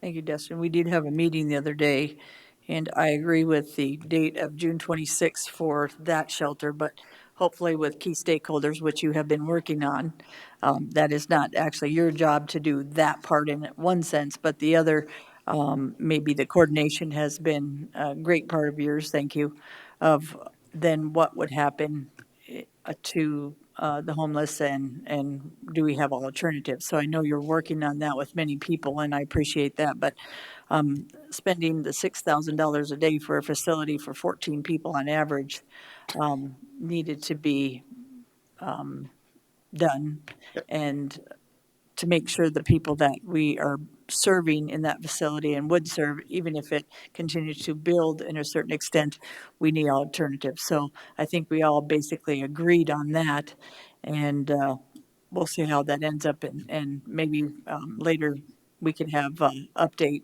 from the key stakeholders and the people and what that solution was, so we could tell people in our community, so. Yep, and we'll continue to be the best partner that we can be in finding some of those solutions. But we created a facility based on some has to be based when you're forecasting into an event that isn't there yet. We made some predictions based on the best data we had available and some of the best forecast models we had available, and we created a facility that we believed was capable of handling a certain surge of that population. And as Chairperson Hadcock has pointed out, we haven't seen those numbers, and at this point, it doesn't look like the data is going to support having those numbers.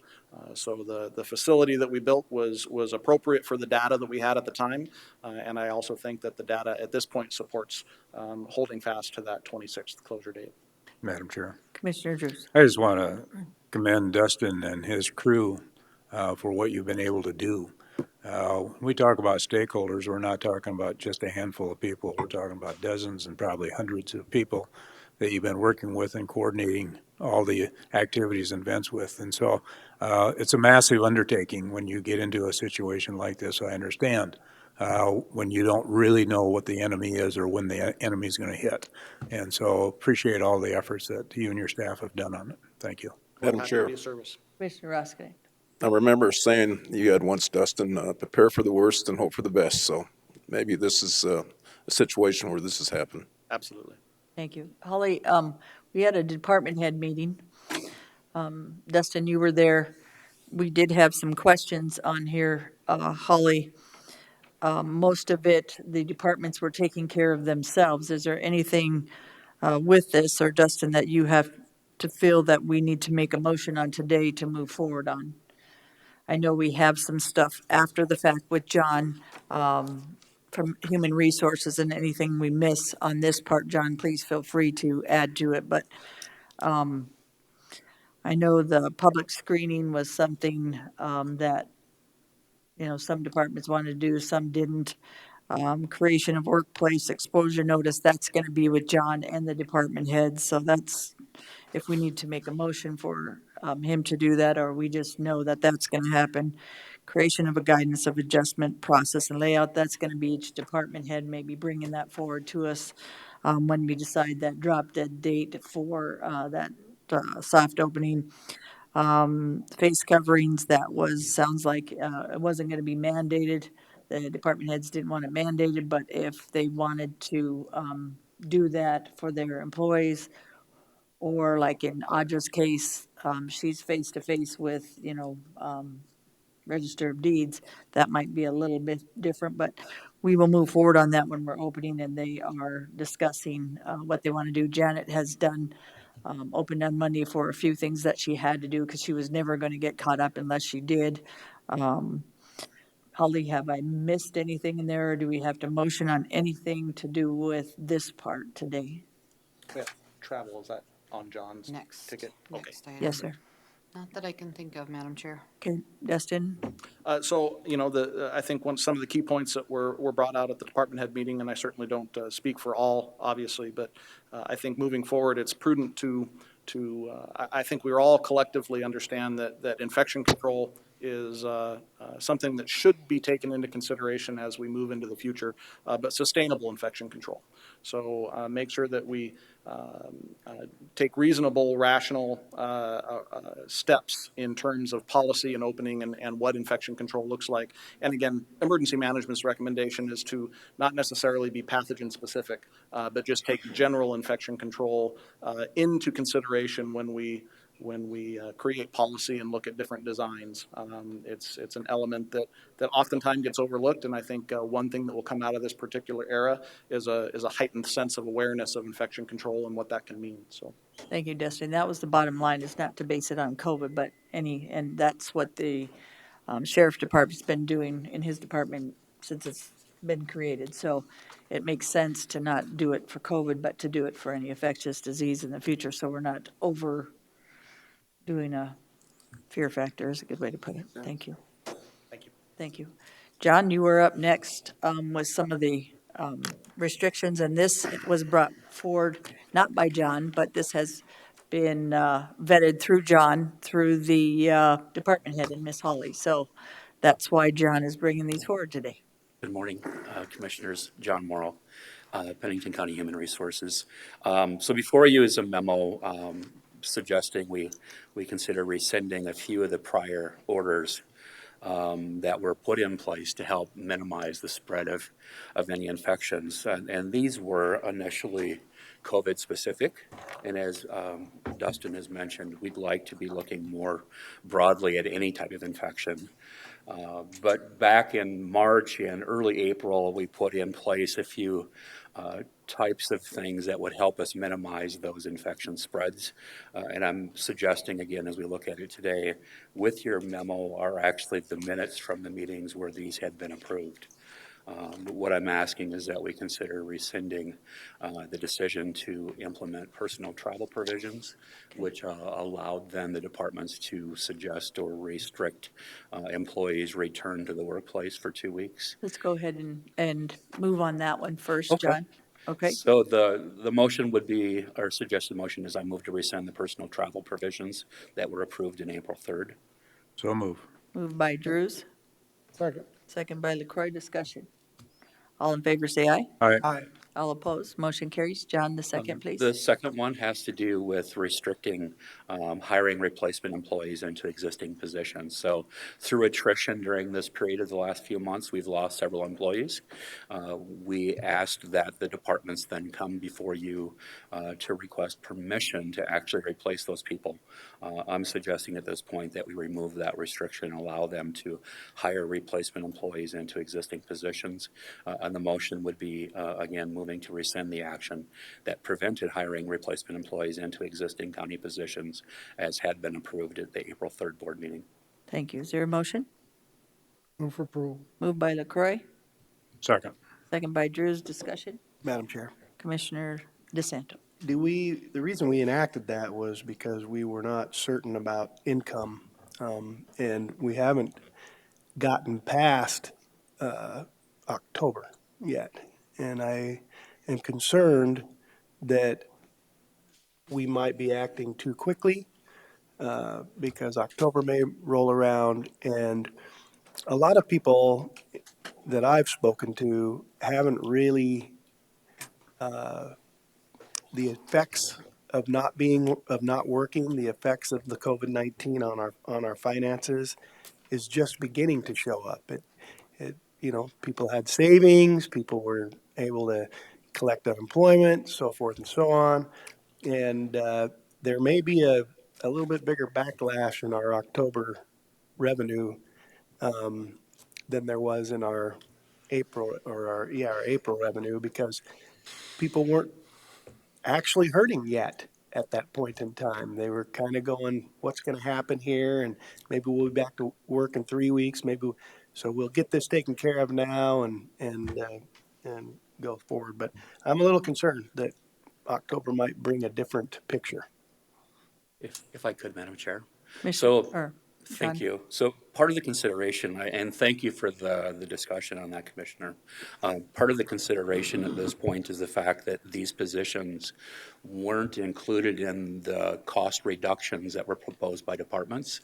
Those were completely separate actions where we reduced our overall budgets by 10% or more. So these would be to replace people that were still part of that 90% moving forward budget. So I think if there's any more discussion with regard to that being required, that could be added to the motion. But my understanding is that these were people that we had in place, were not to be reduced or eliminated just through attrition during the course of time. People leave and take other jobs. So my hope is that we'd look at this as being something that's not impacting our long-term savings projection with the reductions that we proposed. Bottom line,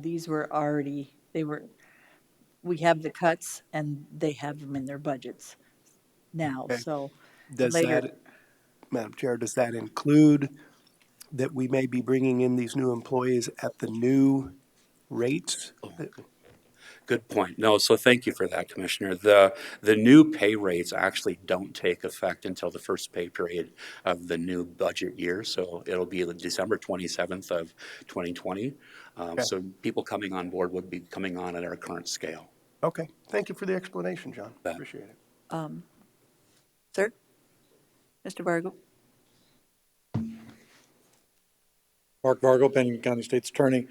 Just as an illustration, Commissioner DeSanto, I wanted to tell you, for instance, in our budget, we had somebody we knew was retiring, and when we proposed that 10% cut for you, we did not replace her in that. We would not anticipate replacing her now, but we've lost another person in between. That person, we just soon not have to come to the commission and replace. It was part of our budget, or that spot, and the money for it was part of that 10% cut that we'd already done. Very so good. As an illustration, to just let you know, it's two slightly different versions. Sure. Gotcha. Thanks, Mark. Any other discussion? All in favor, say aye. LaCroy was the first, Drews was the second. All in favor, say aye, sorry. Aye. Aye. All opposed, motion carries. Item C, please, John. Okay, the third item here has to do with not allowing reclassifications or promotions during this time period. And again, the ask at this point is when those people do the promotion, do the reclassification, they've earned it, they're actually part of the approved budget that we have for remaining this this next 6 months of the year. Those wouldn't negatively impact the savings as well. They were actually part of the calculations as they had proposed from the departments. So I'm seeking a motion then to actually rescind the action of preventing reclassifications or promotions as had been approved back on April 10th. So moved. Moved by Drews, second by LaCroy. Any discussion? All in favor, say aye. Aye. All opposed, motion carries. Item D, Thank you, please. Commissioners. The next one has to do with DBM ratings. So again, through the Gallagher wage study, DBM stands for Decision Man Method of Rating Positions. Through work with the sheriff and through his team, we've actually updated multiple job descriptions, and not just within their office, but throughout the county. And this is an ongoing process. But you'll notice on this list is approximately 10 to 12 positions that we reviewed. The job descriptions have been updated, and based upon those updates, we're recommending, again, new DBM ratings, or where they fall on the new pay scale, if you will. So you'll see that they are shown here. Chief Deputy updated from a D63 to a D64. Director of Administrative Services is a new title. It's replacing the Employment Manager that was originally rated as a C43. We're recommending C51. The 24/7 program, we have a new rating for the coordinator as well as the technicians. The mental health counselor is a new position within the office. Paramedic, we did not have anybody in that position at the point we did the initial study. And if there weren't actually people in the positions, there were no ratings applied to them. So we've actually generated a rating for that one moving forward. And then you'll notice also for the deputy sheriffs 1 and 2, and then for the correctional officers 2, we're suggesting, recommending anyway, updated DBM ratings for those as well. We do maintain the list of positions and the DBM ratings within our office in Human Resources, and that's available for review. I sent a copy to Ms. Holly late yesterday, and then we updated this morning for printing purposes. But I'd ask for this motion and move to approve the position titles and DBM ratings as presented, and to authorize Human Resources to update the position listing for the county with the DBM ratings, which is again maintained in the HR office. We have a motion. Madam Chair. Motion by Drews. Is there a second? Second. Second by LaCroy. Question, Commissioner Roskinek. John, on these chief deputy sheriff and mental health, do we have job descriptions for each one of those titles so that? Yes, sir. Yes, sir, we do. We maintain copies of those job descriptions as well. As I mentioned, the departments that we've been going through, we've done this with multiple departments, I think 6 departments already, now with the sheriff's office. There could be potentially some additional positions with the sheriff as those positions evolve and some of the responsibilities evolve. It's been really a great process with the departments. It's allowed us to update those job descriptions, make sure we've got current data, and that they accurately reflect the responsibilities of those positions. So yeah, simple answer, yes, we do have job descriptions, sorry. Any other discussion? We do have a motion. All in favor, say aye. Aye. All opposed, motion carries. Thank you, Commissioners. Thank you, John, for all your help. Sir? Madam Chair, Brian Mueller, Pennington County Sheriff's Office. If I may, just make a comment. Yes, sir. The sheriff couldn't be here today, but he wanted to pass on his appreciation for John for spending the time to sit down and discuss, all of the intricacies of these positions and work together on a resolution. So thank you, John. Thank you, Brian, for that comment. Thank you, Brian. You worked very hard, John, and this wage study has been pretty intense. So thank you for all your help, and Holly and everybody else that's been helping John move past this. We're going to see if we can take a 5-minute break. Is that okay, everybody? So Okay. moved. Moved by LaCroy, second by Drews. All in favor, say aye. Aye. All opposed, motion carries. Next, we have items from the Highway Department. Yeah, and, I met with the school board, I met with the city. Sometimes you got to kick me, sorry. Joe Miller again, Pennington County Highway Department. First up here is simply paperwork for something you guys approved last meeting, done. Speed limit change down from 50 miles an hour to 35 miles an hour. This is just to pass the resolution and make it enforceable by the county sheriff. Do we have a motion by Drews? Second. Second by Roskinek. All in favor, say aye. Aye. Aye. All opposed, motion carries. Item B. Item B, the same thing, another speed limit request. This one comes from the contractor on Sheridan Lake Road, having a lot of issues with people flying into the work zone, and there's adequate signing, and there's still just people coming into the work zone pretty hot. This will allow the sheriff to enforce that speed limit from Alberta Drive all the way to Victoria Lake. The first portion of this project is Alberta to Norseman, which is about half that. So getting them slowed down before they get into the project limits of this year, it'll be a good thing safety-wise. So Move to approve. Moved by Roskinick, second by DeSanto. All in favor say aye. Aye. All opposed, motion carries. Item C. Item C here, Hawthorne Ditch Maintenance Agreement. So we've contracted with the same family for many years to clean the inverted siphons on trash racks on the Hawthorne Ditch. I don't recall exactly how many facilities there are. Pretty close to 6. Yeah, it's 6 or 7. What's that? I think there's 6. Yeah, so these are very critical to the drainage in Rapid Valley, which we all know is needs help. So this allows us to not have to worry about those. They need to be cleaned weekly, if not daily. So Move to approve. Moved by DeSanto, second by Drews. Any other discussion? All in favor say aye. Aye. All opposed, motion carries. next one is a change order coming to you for our pit up in Benchmark Pit. Originally, when we let this project, it was thought that there was only 20,000 tons of aggregate left in the pit for us to use. Excuse me. The contractor has since found that there's about 50,000 tons left in there. We've looked at our budget and figured out that we can use an additional 5,000 ton of aggregate. That amounts to $35,450. Lawrence County has actually agreed to purchase the remaining $25,000 or 25,000 tons from the contractor. So, Do you have a motion or discussion? Move to approve. Moved by DeSanto, Second. second by LaCroy. All in favor say aye. Aye. Aye. All opposed, motion carries. next one is an agreement between the state and Pennington County to allow the use of the DOT sites at the Keystone Y along Highway 16 and Johnson siding along Highway 44. Saves us both time and fuel during snow operations. They allow us to put salt sand mixture on those locations and use a loader that they have stored at those locations to load with sanding materials. When they're out on site, they don't have to come all the way back to Rapid City or go up to Hill City. So it saves us time and money. This is for a 5-year agreement. The previous one was for 5 years, and it's set to expire, I believe, Move to approve. end of the month. Motion by Roskinick, second by Drews. Discussion? All in favor say aye. Aye. All opposed, motion carries.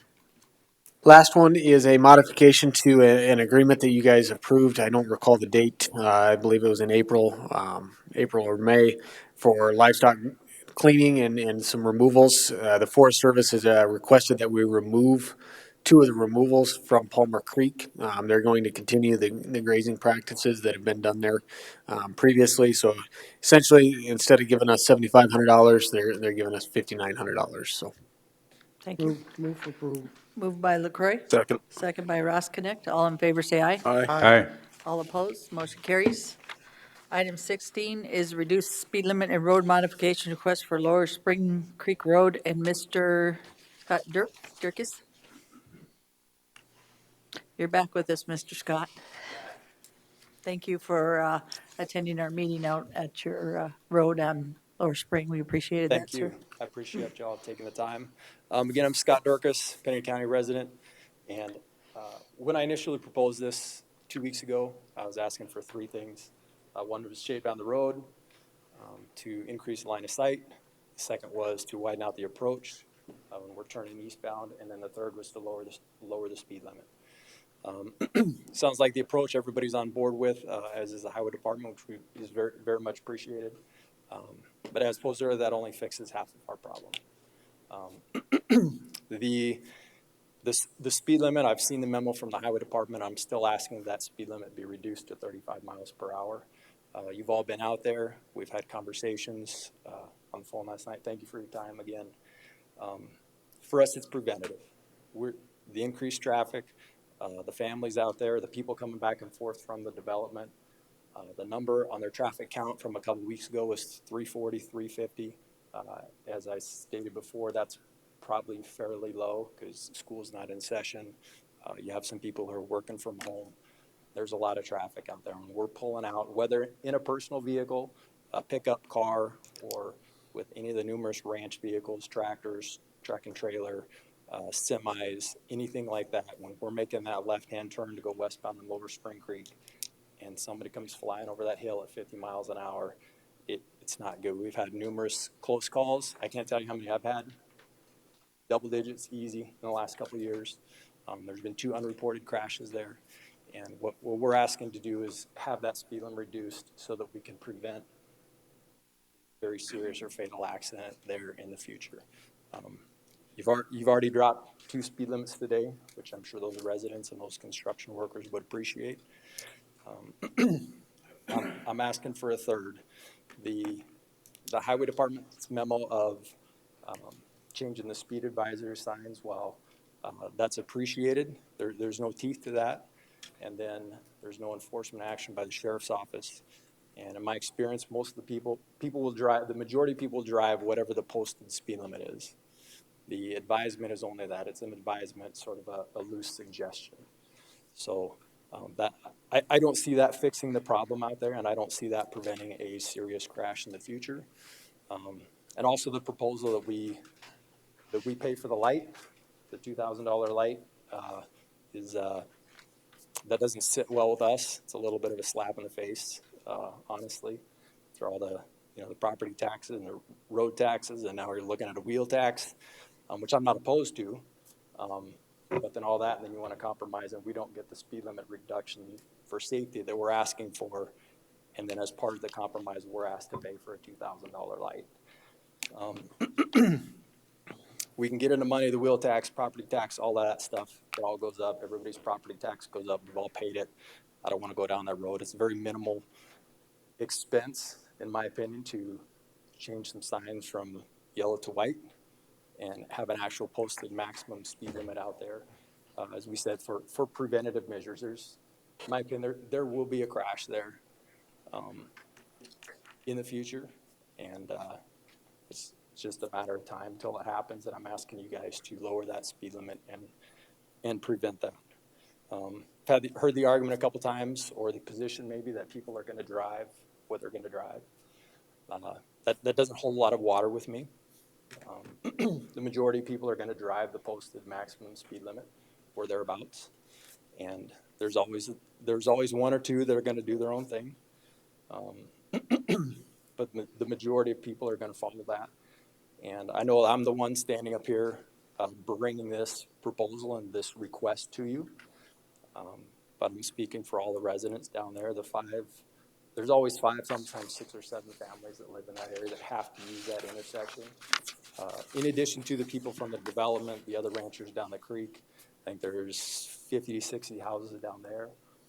People back and forth to school. If there's a crash, it's not just going to involve my family. So prevention for everybody that uses that road on a daily basis. I think, when discussing the wheel tax earlier, I heard someone say that, hey, let's deal with this before it's an emergency. Maybe the time would have been to deal with that several years ago. Well, I'm asking for the same thing here. Let's not wait till somebody gets killed or somebody gets seriously injured on that stretch of roadway, whether it's family member, ranch traffic, one of the dozens and hundreds of bicyclists that use that stretch of road every year going through those curves and up and down, and motorcyclists. We get just piles of them, especially in July, August. And just asking for that from you guys. I think you guys have an opportunity here to, at very little effort or expense to the county, to take some preventative action that very likely will keep somebody from being hurt seriously or killed in the future in that stretch of road and that intersection. So that's what I'm asking for, and I don't plan on walking away from it or changing my opinion. And if you need signatures from other residents, if you need something else to, I don't know if maybe sway your decision is not the right word, but if you need more supporting anything to make this happen for us and all the people that live down Lower Spring Creek Road, then just let me know. I'd be glad to go get it. So, Thank you, Scott. thank you. Just one thing, when we went out there, Scott, and we had talked about this. So if you're going east, you hit a 40-mile-an-hour curve, and then you hit a 30-mile-an-hour curve in that mile. So our proposal was to take it to 35 and leave the 30. So in that mile, if you're going up the hill, you're going to go 35, which is what you want for your speed limit, because that's what the sign and that's the recommendation. Yes. And I can tell you, if you try to go 50 and go fast on that, because I'm like, okay, Joe, now go 35. And even 35 to me is kind of crazy on that, both those curves. So, and then it goes to 30. But then if you come west, you hit Old Folsom Road, or, from that area, you're coming 30 to 35 is what we're requesting. You're pretty much going that speed limit to try to hit those curves. And if you're going 50, whether you put a speed limit sign or a curve sign there, I still believe if they're going to go 50, they were going 50 there before, and now you're going to put a speed limit sign and to change it, which you told me you had worked as a police officer, so I asked a police officer, and he said, well, there's a few of those places, even like Rapid City, and he didn't believe that those were okay if you're going from 30 and then 35, because a lot of times you're not going to see it or pay attention. And you could like make officers there and make everybody go 35 for a certain amount of time. Same thing. He thought that the curves were actually more important to slow people down than it was to put a 35-mile-an-hour speed limit sign in there, because they should be going that anyway based on the curves and based on safety. So if anybody ended up getting killed, or what you're saying, just on trying to come out of your area, then they shouldn't have been traveling that fast in the first place through that mile. And again, I had Joe drive it one way and then drive it back just to see if 50 miles an hour, and I was like, 50 miles an hour is too fast, you're right.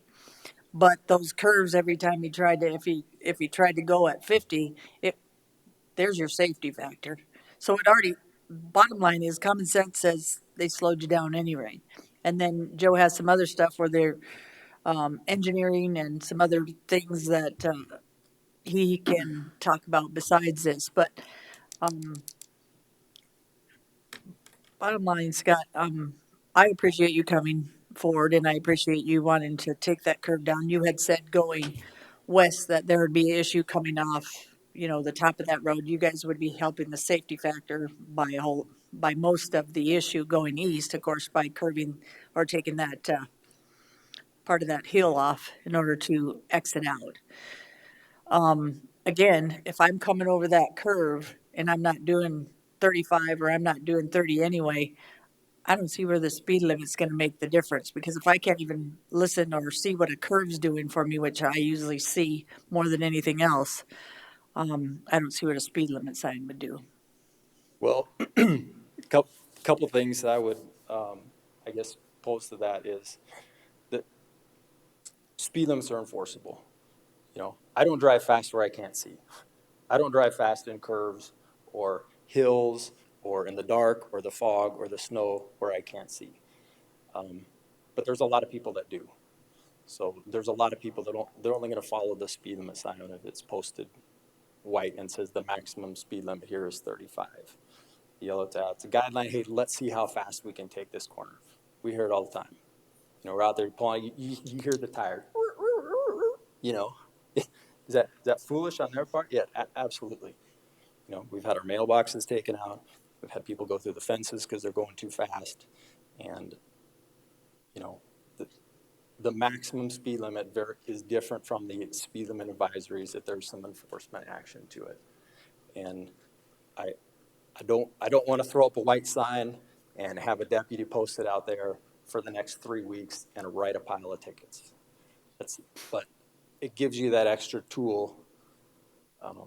You write a couple tickets to people down in the development, that are come flying through there because they're late for work or they're not paying attention or whatever.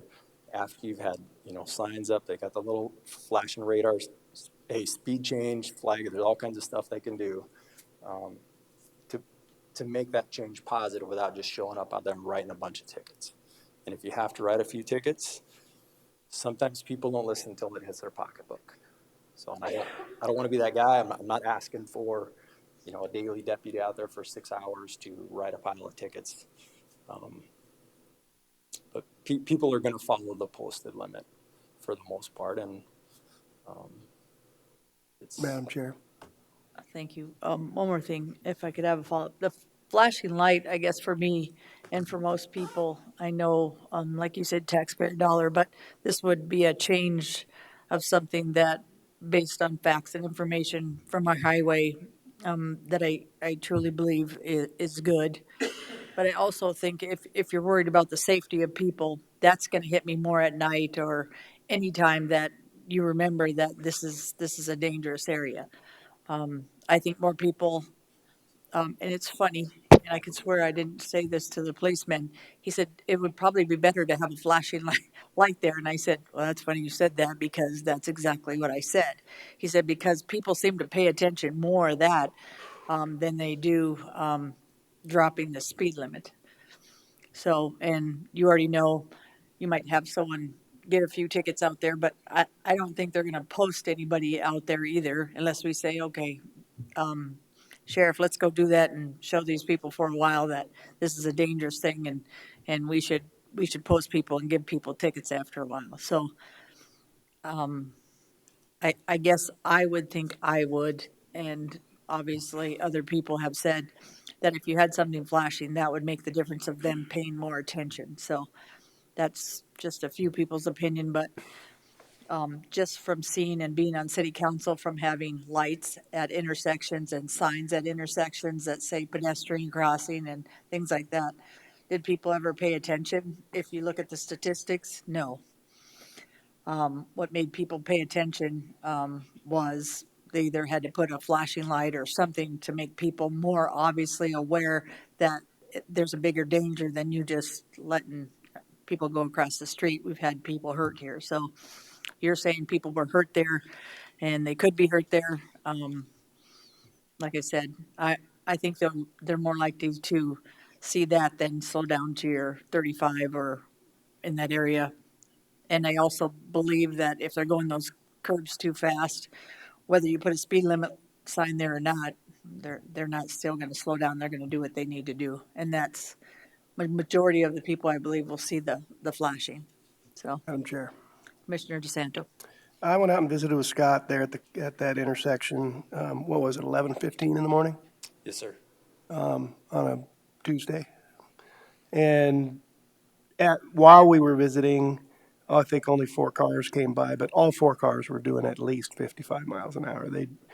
Those corners had no effect on them accelerating after they got out of the corner and flying around there. But then I went back, because there were only 4 cars that drove by. I went back that afternoon, or I think it might have been the next afternoon at 5:30, and watched the people that were coming home from work to get to that neighborhood out there. And I'm not going to disagree with Scott. They were flying. And and there were a lot of them. There, probably somewhere in the 25 minutes that I was there, I'm going to say probably close to 50 cars that came out that direction and were really booking along. And so I don't know the answer to getting them to slow down, but I can tell you the curves don't slow them down. The flashing light, I don't know if it will or not, but and I don't even, frankly, Scott, I don't know if the speed limit is going to slow them down if it's not patrolled often enough. So it's kind of a conundrum for me. I don't disagree with you. They are going dangerously fast. There's no way I'd come over that hill doing 55 miles an hour if I knew, if I'd lived out there for more than 2 weeks. I would slow down when I came over that hill, because the first time I saw a semi coming out of there, I'd be going, yeah, that could happen again later on down the road. Anyhow, I would probably lean towards a speed limit reduction for a mile between Old Folsom Road and that S curve that's down below the old church that's converted into a house. That's where I would lean, but I think obviously the second best option is the flashing light. But I'm not sure if we should be making them pay for it because it is a county road and it is a safety issue. I'm sure you guys observed that it's a safety issue. Madam Chair. Commissioner Roskinek. Scott, what was your request from 50 to? 35, sir. Joe, if they, Joe, would you like to? Scott, you can stay up here. so the minute you turn east off of Highway 79, the speed limit's automatically 50? Correct. Yes, it's 50 miles an hour all the way to the end to the county line. I don't know what it is going into Custer County, but it is 50 miles an hour from Highway 79 all the way to the end of our jurisdiction. So from 79 east to 145th, how far is that? 2 miles, a mile? Joan, if you want to put us on. Probably about 2 miles, I think. So if I was going to guess, it's going to be 1 3/4 mile, 1.5 miles. So it's from here at this intersection to here. So these are a mile, right? So you're going diagonal. I would say probably 2 miles is a good thing all the way to Old Folsom, where the request is probably 2.5 miles. I don't know the answer to that right off the top of Just my head. thinking outside the box, I'm thinking that, as this area grows in higher density, I wouldn't have any problems with the 40-mile speed limit from Highway 79 past 145th. I just think sooner or later it's going to happen, and I think it should happen before there is an accident, because when I drove out there, I was driving 30 and 35. I can just see somebody coming on my tail and doing 50 and wanting to go 55. It's to me, it's a little bit dangerous. Joe, give us some of your information if you would, sir. Well, the biggest problem with this intersection is coming from the east, heading west. It's a hidden entrance, but it's not. By the AASHTO design manual, the engineering that goes into it, there's adequate sight distance. It states that there needs to be 460 feet from, and I think Mark, you measured it, or who measured it out there, from the top of the hill to his intersection. Well, to measure sight distance, you sit in a car and you come up over the hill. You set an object or a cone or a candlestick in our case in the intersection, and you come up over that hill until you can see that cone. You stop, and then you measure from your vehicle to the intersection, and that's how you get your your sight distance, because that's what you can see. The AASHTO design manual states that it's 460 feet. We have right at 500. So it's right there. It's on the borderline. So that's the reason that there was a hidden entrance sign put up. According to Ferber Engineering, who's doing our signing project throughout the county, who does very good work for us, that sign is to come out because it doesn't meet the criteria for that. As for the speed limit from Highway 79 to Old Folsom, I guess I would disagree with that. People are going to drive how they're going to drive. There's a lot of flat, open stretches there. The data that we have right now, speaking to the traffic counts, I guess, traffic count was 349 when we did it 2 weeks ago. 2018 was 377. 2015 was 351. 2012 was 472. 09 was 353. 297. So it's been pretty consistent. So that traffic count is accurate. The speed limit, this data that we have shows how fast people are going. Joe, just one question. In that time, has the speed limit changed? Has it always been 50? It's always been 50 miles an hour. Since that road is basically on those traffic counts that you talked Correct. about? This Said. To give you a little bit of history, I think we kind of went over this last year. This goes back to, if I can find the date here off the top of my head. Mark, do you recall when the date this was first brought up? Oh, okay, I think I found it here. Back in 2010, so this has been going on 10 years. In that 10 years, there's the 2 reported accidents, or unreported accidents, excuse me. I don't know how far back the accident reporting goes off the top of my head, but that doesn't show that there's an issue. If there was an issue here, there would be wrecks. How about the new development? The Had new that development was increased done anything? no, it was done in 99. I don't think we've got 2009, Mark said. So from 2009, so 2007 would have been the count before the development went in. That was 297. The next count was 2009, 353, and then it jumps up to 472, and then it goes back down. So there was a peak there probably when there was building traffic and workers going in there possibly. I don't know for sure. But the traffic count has not increased astronomically. I'd also like to point out that our sign guy set up traffic tubes right at that intersection, and going through that intersection, if I can get to it. So Joe, I just have one question. Yes, sir. What is really the big issue if we put a 35-mile-an-hour sign on half the road? Well, you're changing the speed limit and there's not a problem with it, I guess. The problem I have with it is wanting to stay consistent. The 85th percentile is where we like to set the speed, which is what 85% of the people are doing. The 85th percentile on this road is 52.31 miles an hour right at that intersection. Consistency-wise, and then, we're changing the speed limit for 5 residences. There's 60, 70 residences back beyond there. But So when you say intersection, you're talking about where? Right at where the gravel road, I don't know exactly where he set his tubes, but he said at the intersection. Of the driveway? Of 145th and Lower Spring Creek, yes. That's our driveway. That's your driveway? Well, the 5 to 7 residents back, there's 5 full-time, and then there's a couple rentals. Okay.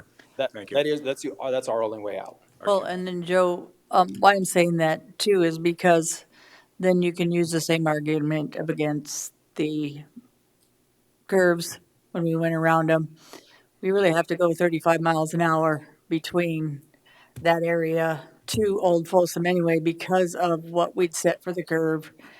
I mean, I don't know if Brian Mueller is still here, but after meeting out there, I did speak with the sheriff, and I don't want to speak for him, but he was not in favor of this either, much like the police officer that you spoke to. I guess it's ultimately in your guys' hands. I'm happy to answer any more questions. The highway department is not for this. just one more follow-up, Lloyd.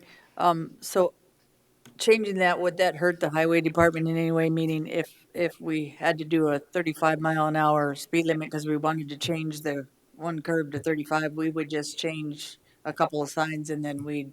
Changing the advisory plaques is not a big deal. Changing the speed limit sign requires the installation of approximately 6 more signs. You got to have because you're going from a 50 to a 35, you have to have a reduced speed ahead and then the speed limit, and then vice versa on the other side. Okay. Madam Chair. Commissioner DeCroy first and then Commissioner Roskinek. Thank you, Madam Chair. Scott, I appreciate you talking me through that yesterday. Thank you for coming out. We were struggling to get time together to see this, but he actually talked me through on the phone, and I got to drive through this. And I agree with Ms. Hadcock and probably some other ones, and I stated as we were talking, you come around those curves, you got and I learned something from you, maybe from Joe, that those are just advisory signs, not the speed limit, and I'm telling you, well, that's what I'm following. That's the only speed I can go in this area. So I struggle, Joe, with, I get what you're saying. It needs to be consistent and so forth, but when I drove it this is what I did, is I drove that and was watching my speed, and then I went all the way down Lower Spring Creek till I hit, 16, and it, seen the advisory ones, and then I get on Old Hill City Road, and they're all over the place. You know, you get your speed limit, then you got this curve's 25, this one's 35, this one, you know, and so I see what Scott's talking about as far as, man, those curves were like that. So why, if we're going, those are 30, 35, as what, you can't fix stupid if people are driving faster than what they're supposed to be. You know what I'm saying? And I think a big portion of it is, you know, you've got that hillside right there, right? I don't know, the traffic count that he had prior is up here on 79. Right here off the entrance is where that tubes was located. So this is the only traffic count we have at that location specifically. I think a lot of it is due to people are coming in and out of those curves, and they get to the top of that hill, and what do? You see an opening, right? An open meadow and kind of some open runway, and what do? You step on the gas, and you know, I'll just go back to people are going to drive how they feel comfortable. They're not going to heed a speed limit. It's going to be, you know, the highway department is not in favor of it. I've said that time and time again, and consistency, I think, is what we're looking for from the highway department. Madam Chair. One follow-up, please. You're right on that, and the only other exception I could see why we keep it at 50 is when we get into those straightaways where we do have the flat, but then we come back down. I understand that after doing my drive about, but I also understand that I don't live out there, and so I don't see it on a daily basis, and quite frankly, some of the different routes I've been taking in the last couple months, I see people exceeding the highway speed limit because they're comfortable. They drive it every day. You know what I'm saying? So I'm just saying, Scott, I heard what you're saying, and I know what I told you on the phone. I wouldn't drive that, but then I don't live out there every day. So they're driving, people get comfortable and they start doing it. Okay, that's all I got. On Ross Connect. So the thing that gets me is that the speed limit says 50. So I'm assuming that 75% of these people are going 60. And one way to find out is put a sheriff out there for about 2 weeks and ask them to give us a report what people are actually doing. How many tickets are, you know, if it's a 50-mile-an-hour speed limit, how many tickets are they writing for people that are going over 55? I've got that right here. So this is he did it at 35. So people exceeding the speed limit at 35 miles an hour, there'd be 85% of those people exceeding the speed limit. Mark, do you have the previous one from 18, the traffic count? From 18. We have that data. Just the total number of ADT. That's all we have. How much are they exceeding that 50? Say that one more time. How much are they exceeding that 50? So the average speed is 50 miles an hour in 2012. The maximum speed limit back when this was done, looks like this was 2008. Maximum speed that somebody was going was 63 miles an hour. So let me ask you, Joe, I'm going to use your argument against you. People are going to go what they go no matter what we put on that road, whether it be 80 or it be 35. So correct. Again, it's only 2 miles of road. Half that road would be 50 and the other half would be 35 if we did it that way. You have to take down a 40 sign because if we do it 35 on a curve, you leave the 30 up. You'll take down the other sign, which is hidden, whatever, remember, because we don't need it anymore. And we'd be putting, I don't know, you said 6 signs up to change it to 35. As much as I always agree with you on most things, I still believe, and I rode with you, I can take that argument both ways. But I also think we're here to also listen to the constituents and the people that help us pay for those roads. And would it hurt us to put 35 on that road for the mile Madam Chair. in that area? So, Commissioner Drews. Scott, you could probably answer this question better, but does the Lower Spring Creek Road, does that run all the way over into, does that road continue into Custer County? It does eventually, I believe. It turns into gravel at some point. Okay. way That's what I down was there. wondering. Is that at the county line that it turns into gravel? I couldn't tell you exactly for sure. We have gravel, Joe? Correct. We have approximately 30 or 3 miles, not 30, 3 miles. Let's see here. Where is, Mark could probably answer that too, Joe, because we've got, I think it's 3 miles of gravel, ain't it? Mark used to plow Right. that road. Remember? And is that also, is the whole thing then at 50 mile an hour? Correct. Many of our gravel roads are posted at 50 miles an hour. But it straightens out. I mean, you're not dealing with the curve, the severity of the curves when you get onto that gravel, are you? So for the majority of this road, from Highway 79, it's straight. There's some, right here in 145th, there's the curves and hills. Then you go around the corner, you got one more corner, then it's a straight stretch for a long time. And even these curves are, I don't remember what they're posted at, but it's a pretty straight forward road. Another thing I guess I would like to point out is Sheridan Lake Road is a 50 mile an hour road, and there's many single house residences on that road. That's just one example that comes to mind. And we don't change the speed limit from 50 to 35 for those residences. I hear what you're saying there, but at the same time, I don't think you're facing the same type of situation that Scott and those that living right off of that road are facing with the hills right there. So, Madam Chair, Commissioner Roscoe. I don't know when, but I can guarantee you that as Rapid City expands to the south, that ain't gonna be 50 miles an hour forever. We just don't know when it's gonna switch, because it's inevitable that the road was designed when it was basically all ag, 1,000-acre ranches, 600-acre ranches, and now so you get subdivided and you get more people. It's gonna change, and I sympathize with you, Scott. I'm not a speeder, I don't like speed, but I can also see where our highway department's coming from. Hopefully are we still on track to widen that approach to 145 like we were talking about? I think that's the highway department's on board to help them succeed in that. There's a couple other nuances that have come up. Connie, our office manager, kind of brought those to light.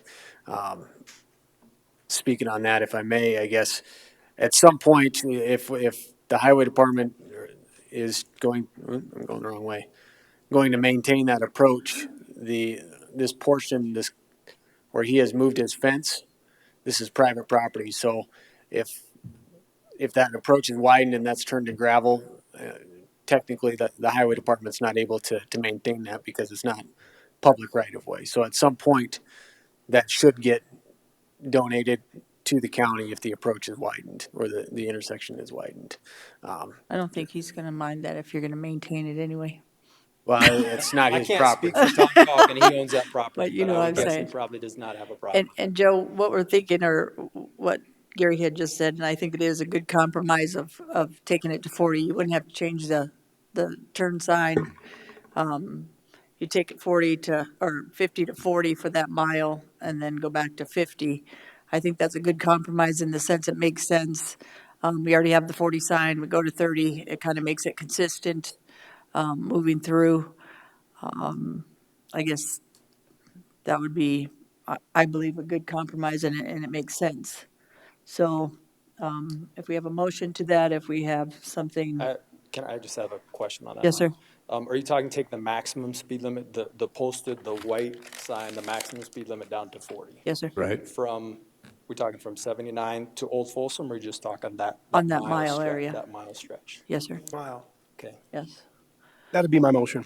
Okay. Is there a second? Second. Motion by Mark DeSanto. DeSanto, second by Drews. Discussion? Can you read the motion one more time? To reduce the speed limit from starting at Old Folsom Road 1 mile on Lower Spring Creek Road to 40 miles an hour. If I may, you Help probably out. want to add into that motion authorizing the highway department to work and help get that approach widened as well, And since it to is authorize the private highway property. department to work and get the approach on 145th up to speed.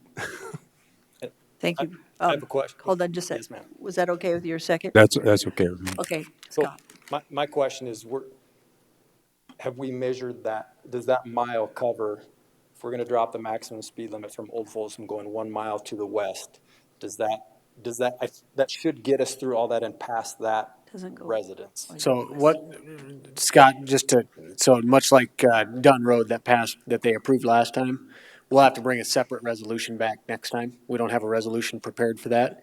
Okay. The resolution is what will actually allow the sheriff to enforce it and allow the speed limit to go up. So Joe, my thing would be to work with Scott and make sure that where we're putting it isn't counterproductive to what we're talking about today. Because if it's, I don't want to before cut us that, it's short, not going ma'am. to, right. I think 1 I would mile, estimate a mile, but I don't know. I think I don't remember if it was 0.8 or an entire mile from Old Folsom to that S curve.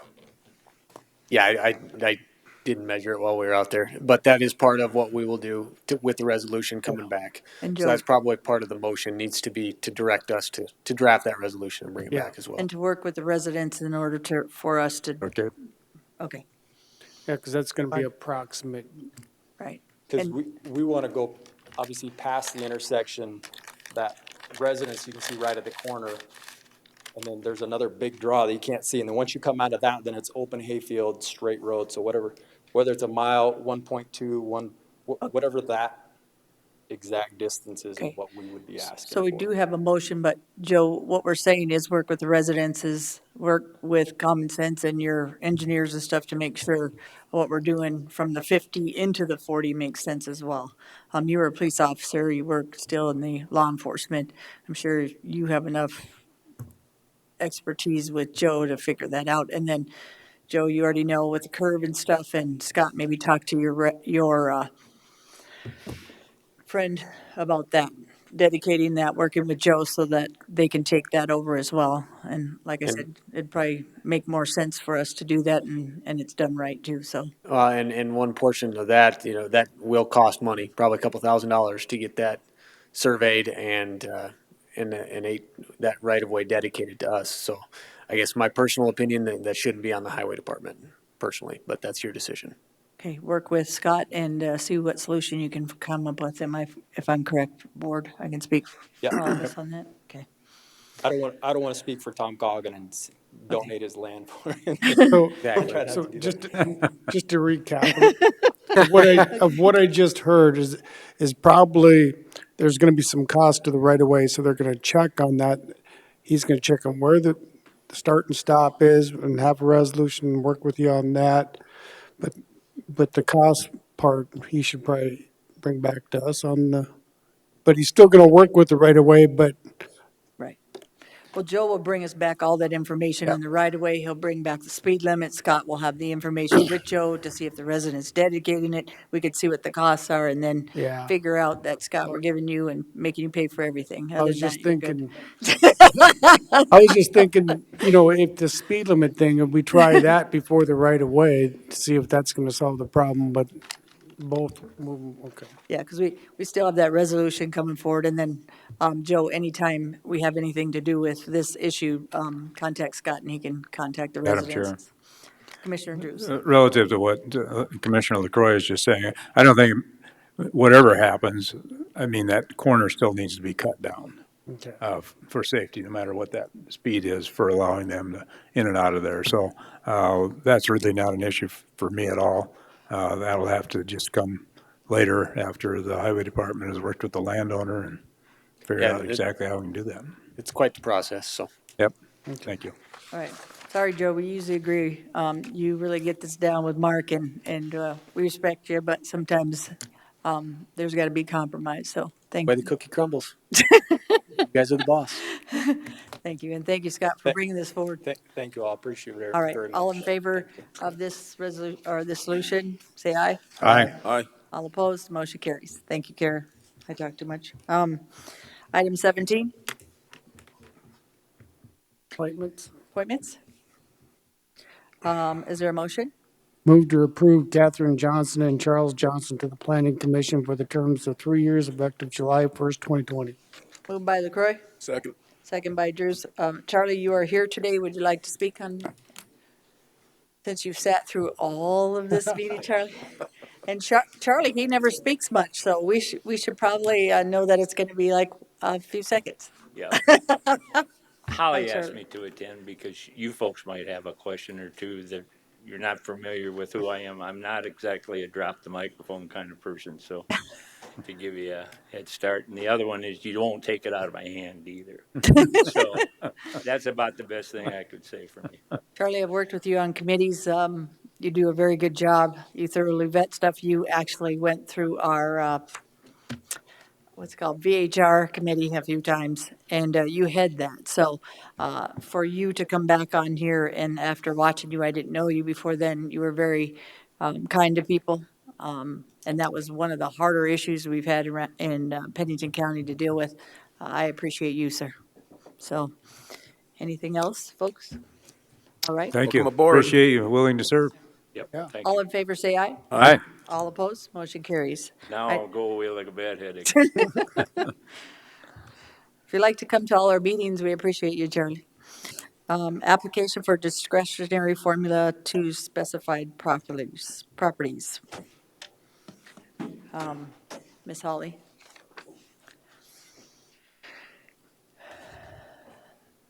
All right, Commissioners, what you have in front of you today is a resolution for our discretionary formula that's applied in Pennington County. It's simply just a statutory update. The one that we had last year, the legislature combined the statutes into one, and so ours was referencing one that didn't exist, and now it's been updated for you. Okay. Do we have a motion or discussion? So move. Motion by Second. Drews, second by LaCroy. All in favor, say aye. Aye. Aye. All opposed, motion carries. Thank you for your help, Ms. Holly. Thank you. Question for Holly on that. Does this change that often, really? No, Okay, no. thank you. Yep. Thank you. Next is motion to open Board of Adjustment. So moved. Moved by LaCroy, second by DeSanto. All in favor, say aye. Aye. All opposed, motion carries. Brittany? Good morning, Commissioners. Brittany Molitor, Planning Director. Item A is a review of a variance that was approved back in June 2019 for a vacation home rental on a lot that was less than 1 acre in the Idlewild Mountain subdivision. Staff did do a site visit out there. It didn't appear that there was any issues. The property was clean. We haven't received any complaints on this property. They did get a conditional use permit for their VHR from the Planning Commission in August of 2019. So staff doesn't have any issues with this review. So if the Board of Adjustment chooses to approve this variance again, we recommend one condition be. Thank you. Do we have a motion? Move for approval. Moved by LaCroy, second by Drews. Any discussion? My discussion is it's less than an acre. And my stance on that is either we give in here or we stick to our guns. So I'm going to have to stick to my guns on this one, although I understand. Okay. All in favor, say aye. Aye. All opposed? Hey, How many nays? 2? So motion fails. No, Yeah? Need vote? yeah. I guess We're going to make them take their VHR out? Essentially, dude, they and they've don't been doing this for a year, correct? I Correct. mean, we approved it a year ago for them to go ahead and do it. yes, in And June. have no complaints, no concerns. And this is just a review. And now all of a sudden, Right, this was originally approved back in June 19th Yeah. June 18th of 2019. This was the first variance for a vacation home rental on 1 acre that has ever been approved. It is the only variance that has been approved by this board for a vacation home rental on 1 acre. And if I do remember correctly, there was some questions about it. It is in the Idlewild Mountain community, which a majority of the homes out there are vacation home rentals. They are on a community water system and a community lagoon system for their wastewater treatment. I believe that this was a test, quote unquote, or there was a lot of discussion about it. That's why in the motion, it was unusual because there was a review for it in a year. So that's why we're here today for the variance. Madam Chair, Commissioner Drews. question for Brittany. Okay, so it says that it's less than 1 acre. Correct. Do we know the exact lot size? 0.93 acres, So it's 0.7 off, 0.07. 0.07 off of an acre? Yes, And you have to have an acre. correct. Madam Chair. Commissioner The LaCroy. the only reason I bring this up is because I remember our discussions on this last year, and we really went through some deep discussions, and I just hope that, well, that in order to reconsider, it's got to, a no vote's got to be, someone's got to bring it up, but this wasn't just brought to us. I mean, it was, that area, as she said, had a lot of vacational homes. That's why, the only reason why we considered it at that time a year ago, to give it that trial period so we can see, and we've gotten no complaints, no concerns from the residents or anything, and that's usually where the concern comes from, so. Well, I thought we had a lot of discussion, and I Yeah. correct Commissioner LaCroy, because there was something that they had been there for a while, or I can't remember what the discussion was, because I don't usually approve anything under an acre either. Yeah. Because that's a rule, but there was underlining issues. So maybe if the applicant wants to come back and we continue this instead of let it fail today, it might be a more understanding of, are you in favor of that if we, He'd have to withdraw his motion, and I would agree if he withdraws it. Oh, we already voted on it now, so we gotta, okay, Madam Chair, Commissioner? when this came up last time, if you pull up the GIS map, Brittany, there's a section line that goes through that lot.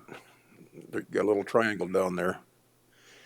And we made the suggestion that he try to acquire That's right. just a small parcel. We gave him 1 year to try to do that. That was what our alternative was. And I remember that. I don't see any efforts in trying to do that. I'm not aware that they have. The only thing that they have done is gone to the planning commission and get their conditional use permit. Ron's correct. Oh. That's why we approved it, because if he acquired that, it would have brought it up to an acre. So he might have thought today we were going to approve this, so that should, I believe, if, again, do we have to rescind the motion and then have him come up and basically explain why he hasn't done that, or if he will do that so we don't have to shut him down? Right. I'm willing to amend this and give him 1 more year to buy 3,000 square feet from the neighbor. Okay. Section line right away, so it's useless. Michelle Hoffman, State's Attorney's Office, just a procedural matter. Since the motion has failed, someone from the who voted on the prevailing side must bring a motion to reconsider. And if that passes, then you can reconsider that. I would make a motion to reconsider. Okay. Is there a second? Second. Okay. Motion to reconsider. All in favor, say aye. Aye. All opposed? Motion carries. So we'll continue this and Now I then, would make a motion to continue. okay, by Mark DeSanto, Second. second by Ross Connect, and then all in favor, So there's no continuation date, there's no. Until our next commission meeting. yes, sorry. Okay. To the next, okay. Okay, all in favor, say aye. Aye, All opposed? Motion carries. And Madam then, Chair. sorry, Drews, go ahead. No, I tend to agree with what Commissioner Ross Connect said. I'd forgot about that discussion relative to acquiring additional property relative to that. So I would like to know if any attempt has been made to do that. And I'm not necessarily in favor of continuing, excuse me, for a year of giving them that additional opportunity. I think there needs to be a response with this continuation as to what efforts have been made in order to do that, so. Yeah, because that was fair enough, and you're right. Thank you for remembering that. I knew there was a lot of discussion. I just couldn't remember all the discussion. So I'm also with Commissioner Drews and Commissioner Ross Connect. I don't know if we should have a year, but there should be, or should have been some attempt, and why they couldn't do that at that point. The neighbor wouldn't give them any, or nobody would give them the .07. So Brittany, just so you make that clear to the applicant, otherwise that will probably fail here. Okay. And just so the commission is aware, in that subdivision, there have been other applicants that have acquired or combined lots in order to have their vacation home rentals. I remember Okay, that. thank you. Okay. So the commission is aware. Okay, So that's we're- good. the motion has been to continue to the next commission meeting. Okay. Brittany, so they know that. Okay. The second one is Tom and Pam Troxels. Do you want to vote on that, though? Oh, we already did, I thought. Not to continue, I don't remember. Okay, all in favor, say aye. Aye. All opposed, motion carries. Thank you, Mark and Ron, for that reconsideration. Good morning. Item B is variance request 20-02. The applicants are Pamela and Thomas Troxel. Their request is to reduce the side yard setback from 25 feet to 10 feet, to reduce the front yard setback from 25 feet to 0 feet, and to allow an accessory structure to be placed in the front yard. During staff's research and from departmental routing comments received, it was discovered that there's an 8-foot utility and drainage easement on the front, the interior lot line. So the Troxels have retained Fisk, I believe. Fisk? I believe Fisk. Sorry, I think it's Fisk. I'm dealing with a lot of them right now. But they have retained somebody. They have gotten their exhibit done up. And so I am requesting to continue the review of variance 20-02 to allow time for the 8-inch utility and drainage easement to be vacated and heard. And when did you want that continuance? So 5/2? That's the next meeting. Yeah, we do have the exhibit. You think that would work? I think that'd work. Okay, motion to continue till 5/2? 5/2. Wait a minute. July. July 7th is our 7/2. next. 7th is what I have. Continue from 5, oh, 70. I'm looking, I'm looking at the wrong date. 7 something. Sorry, to 5/7, sorry, 7, I was 7. like, are we back in May? 5/7. Yeah. Or 7/7. 7/7. July 7th. That's where I'm getting, 7/7, sorry. I'll, is there a motion for, to continue? Motion to till- continue to July 7th. Is there a second? Second. Second by LaCroy, all in favor, say aye. Aye. Aye. Aye. Motion carries. I got 5 on the brain in there.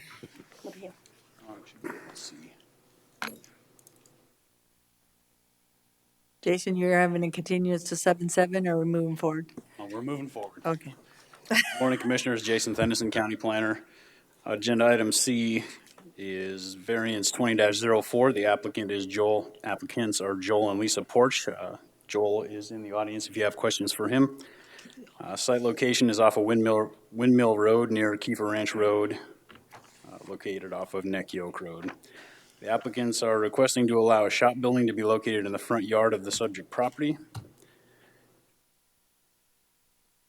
The zoning ordinance requires the Board of Adjustment to ascertain that 4 specific criteria are met. I have those on the screen for your review, and I'll read the answers as staff has determined. Starting with number 1, staff has verified through a site visit that there are topographical conditions that would limit the placement of the proposed shop behind the existing single-family residence. Number 2, this zoning variance would not grant a use which is otherwise excluded from the property zoned as limited agriculture district. Number 3, strict application of the zoning ordinance would require the applicant to place the proposed shop behind existing single-family residence or front yard line. And lastly, number 4, granting the zoning variance would allow for an accessory structure in a front yard in a limited agricultural district, which is not in harmony with the general purpose and intent of the zoning ordinance. If the Board of Adjustment chooses to approve variance 20-04, staff recommends 2 conditions be included. Thank you. Do we have a motion or discussion? Motion to approve. Second. Motion by Roskinek, second by LaCroy. Any discussion? All in favor, say aye. Aye. All opposed? Motion carries. Item D. Thanks. Thank you.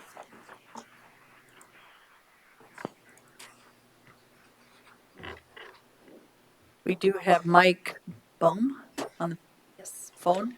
Yes. Miss Joan? BAME. Bain? Sorry. Good morning again, Commissioners. Item number D is variance VA 20-05 to allow an accessory structure, a garage, to be located in the front yard in a suburban residential district.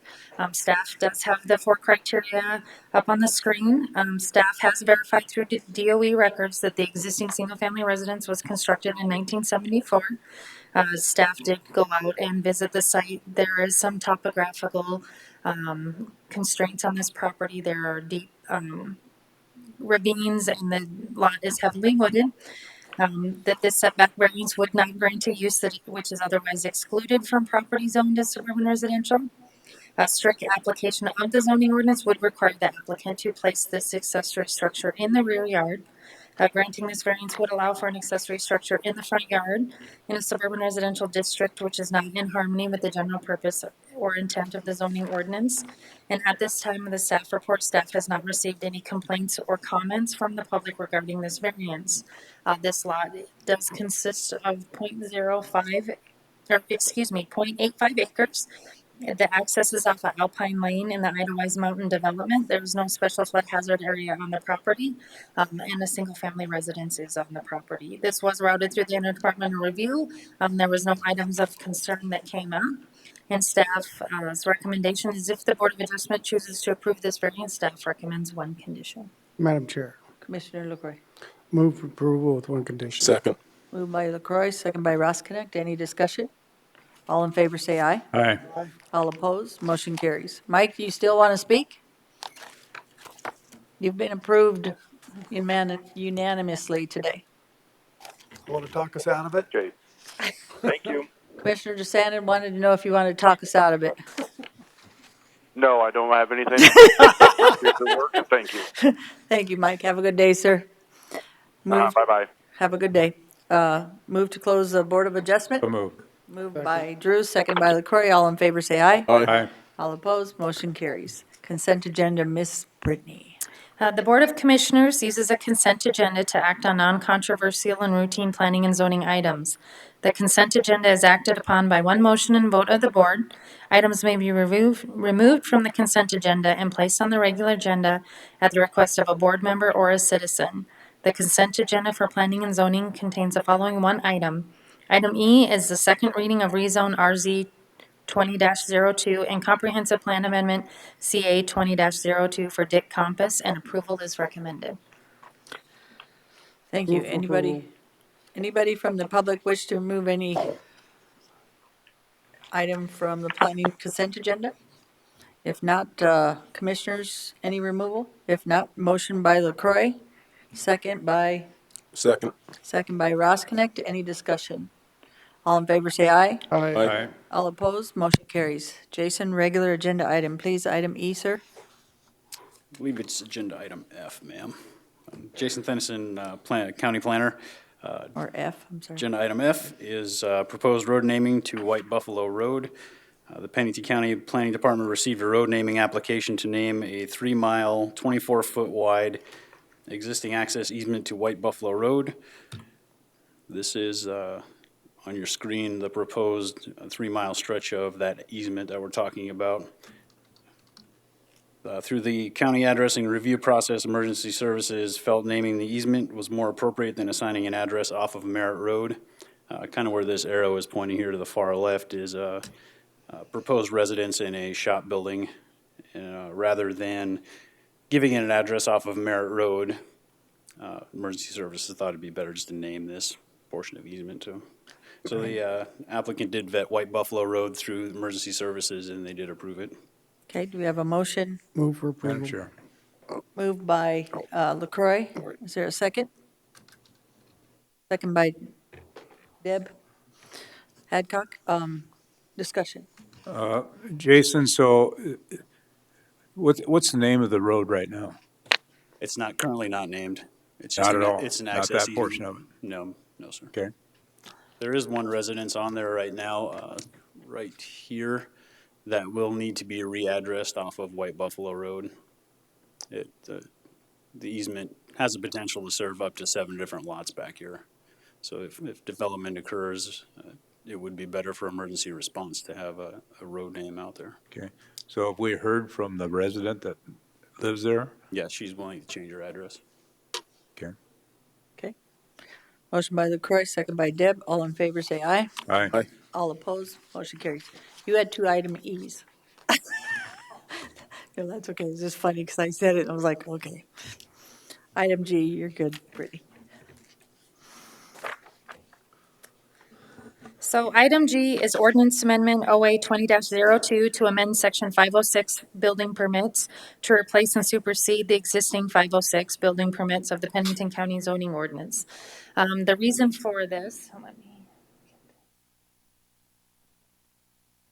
ordinance amendment was to clarify some procedures and expectations for the public when applying for building permits, like what is exactly required for submittal, how the applications are reviewed, to correct the appeals process. Prior to this, the exemption section for building permits was actually under 511 under fees. So we moved that under section 506. And then the biggest one that was a significant discussion during the planning commission, and Mark can attest to that, was the notice requirements, which was under section D.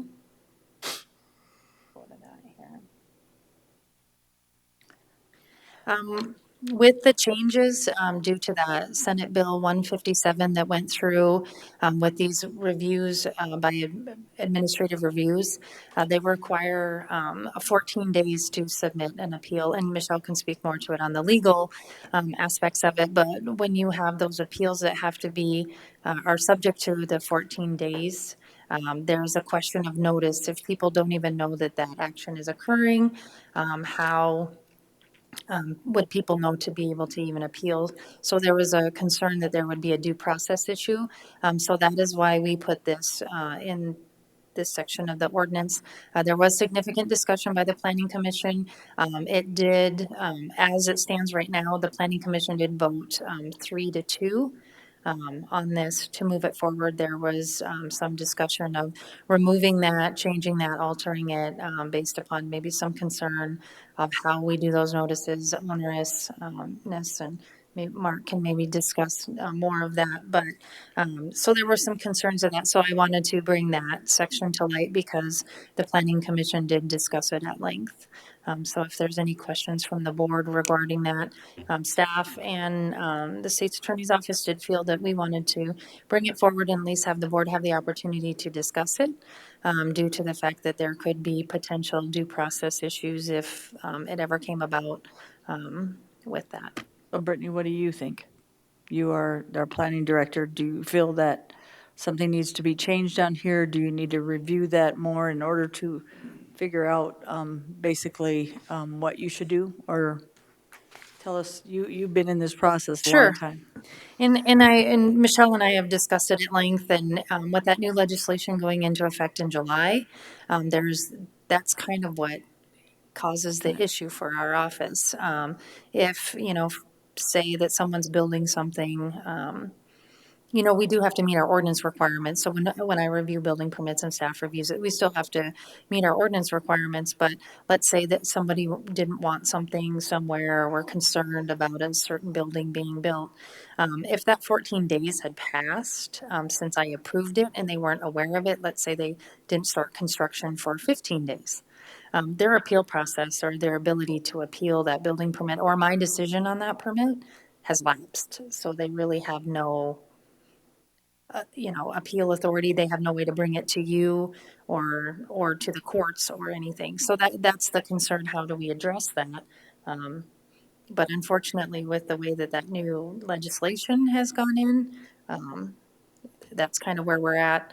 We wanted you guys to be aware. We wanted the Planning Commission to be aware, the commission to be aware of that concern that our office and state's attorneys have. Is it going to change in any way, Michelle, on July? Is that why we're saying that and we can't pass this till after July or make that change according to what they're doing with the state? It's a great question.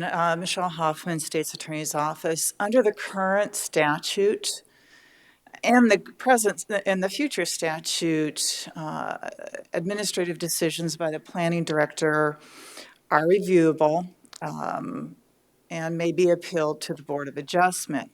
But under the current statute, there's no limitation in terms of appeal time. And what it currently states is you must appeal within a reasonable time period. That worked under the old legislation because, let's say Brittany issues a building permit and someone doesn't start building for 30 days. Well, and then they start building. The neighbor notices and says, I don't like this, comes down to the planning department, files an appeal. Board of Adjustment, here's the appeal. But on July 1st, the new legislation goes through, becomes effective, and you only have 14 days to appeal. So unfortunately, and I spoke with Jack Heave out of Aberdeen about this as this legislation was moving forward and we were working with some of the legislatures, is that with that 14 days from the planning director's decision, without a notice requirement, which there is none currently in the statute, what could happen? And that's what we were brainstorming, is what could happen? Well, I could apply for a building permit, it could be granted, and I wait for 30 days to start building. Person comes in now, same scenario, but this time they said, sorry, you only had 14 days. You can't appeal. So our discussion was basically, what good is an appeal process if if someone waits past that 14 days to start building, you didn't have notice. I don't think an appeal process carries a great weight if you're precluded from that process. But what's the best way to stay out of litigation? I mean, you'll never stay out of litigation, but what is our bottom line for, should we leave it like it is and then do what we have to do, or are we continuing today? Well, what I see under the new statute that's probably going to happen under one of the CAFOs is someone's going to receive a building permit and they're not going to build for 30 days and someone didn't know about it. They're going to come out of the woodwork and they're going to file a lawsuit, and their claim is going to be due process. I didn't get notice. Even though the statute doesn't require notice, I would argue that, and I would argue the statute's unconstitutional because it doesn't provide notice, which is what we're trying to do. We're trying to avoid that. So when we were talking about this issue, we felt we should give some sort of notice just to avoid that issue. Then the question became, when do we give notice? What's the time frame? We could give notice upon the planning director's decision. And yeah, it depends on how long the mail takes to get there, but you have 14 days from that decision to appeal. But then we decided, and this is what our proposal is let's just give notice at the time of the application. In other words, we're not even going to consider your application if you haven't given notice to just the adjoining property owners. That allows them to call the planning director and weigh in. So there might be information that would be useful to the planning director in making that decision. So that's why we decided the notice should be earlier rather than later. Well, either way, they'd be noticed, wouldn't they? Because if you're going to build in somewhere, don't you have to put up a sign or do something? That's just for a rezone? Right. Right. Okay. So for a building permit, typically they're supposed to have it in hand or post it. But, whether, they do it in a conspicuous area or anything. We were thinking of something simple at the application process. We discussed it, just kind of a form that says on this address or this legal description, this is what's being built.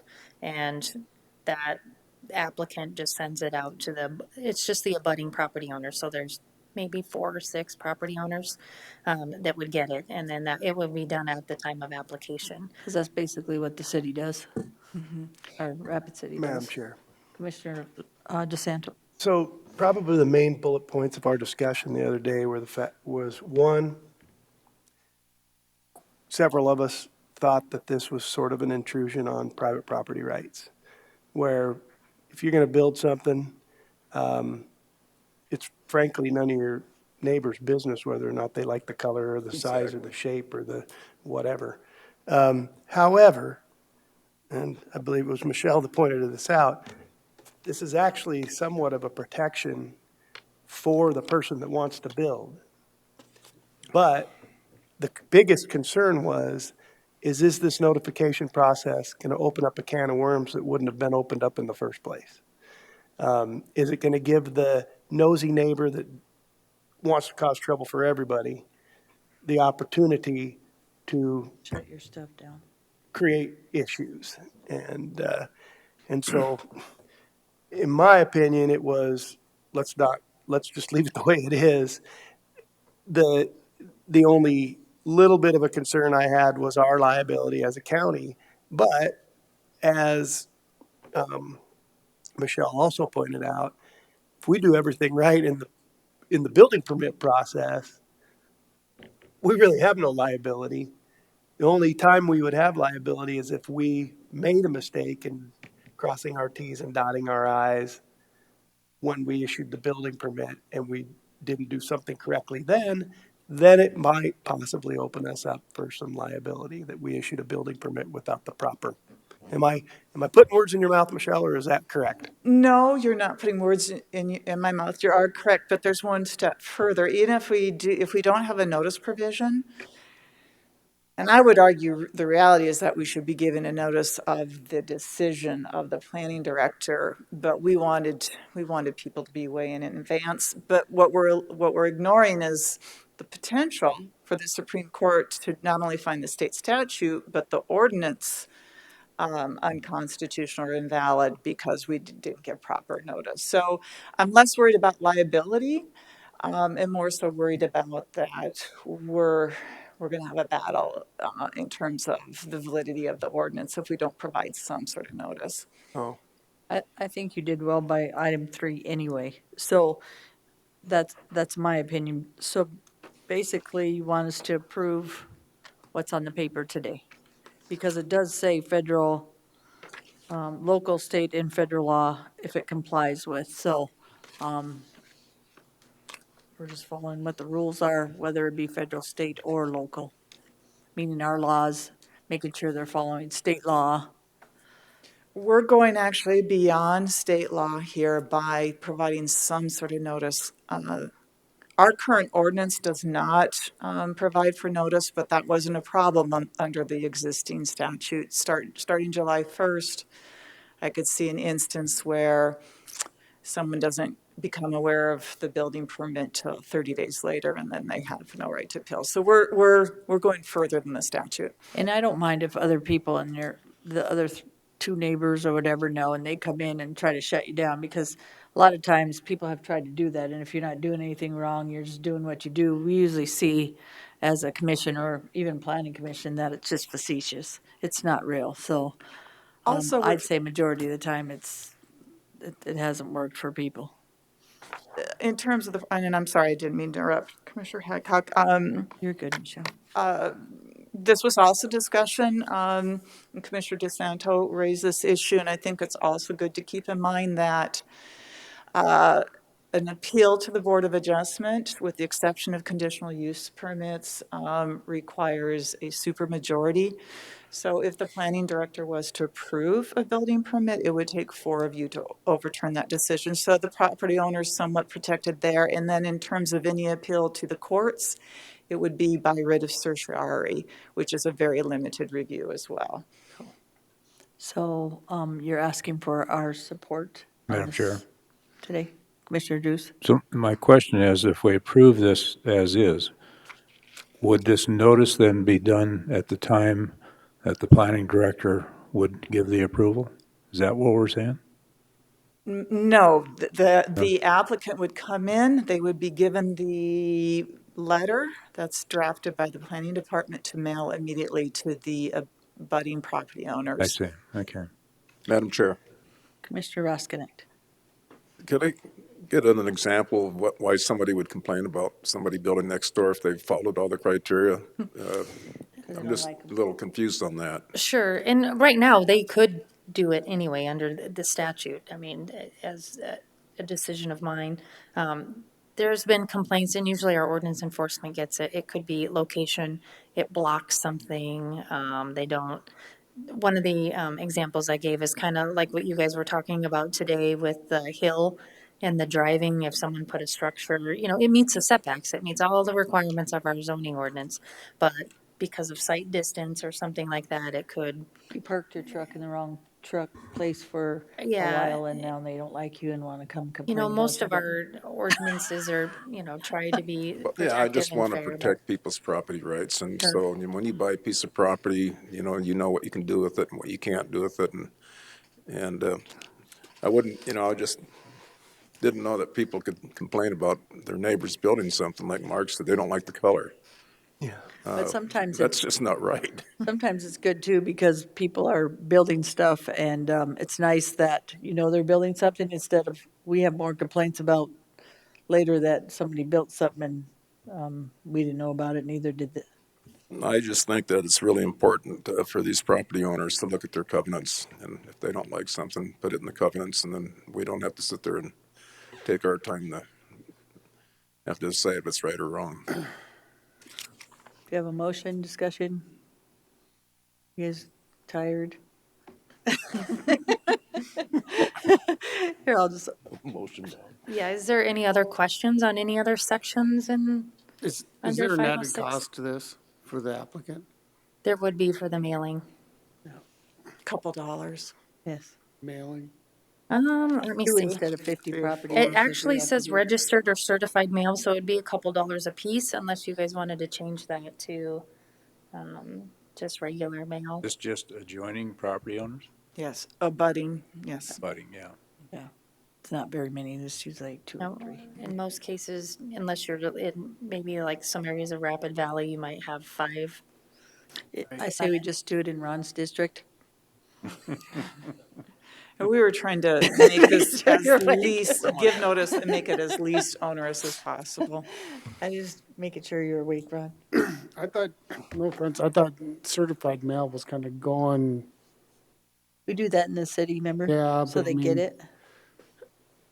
We could just do first class mail if you wanted to change it. Instead of it saying registered or certified, just first class mail, then it's 50 some cents.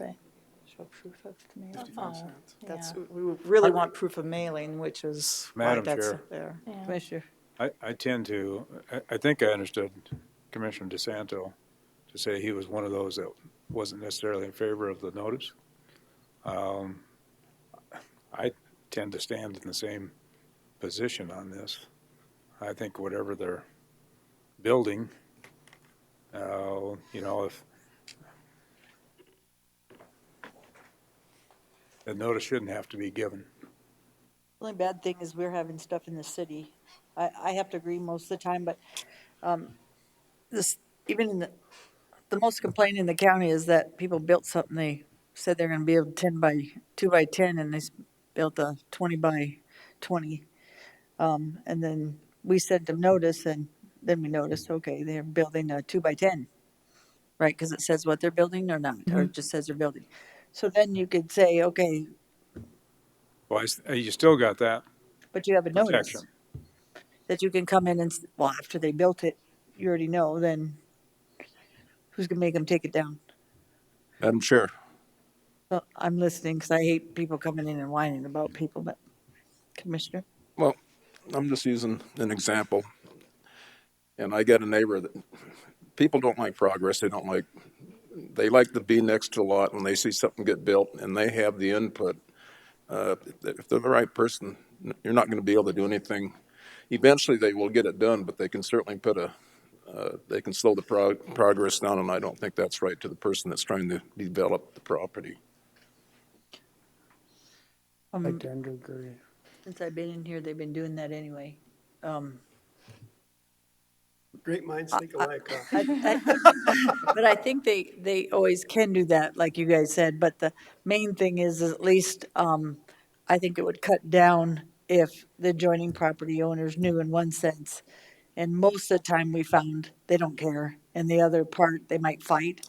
But they also sometimes have those reasons, because that person's been building 6 other things before they even did the one, so.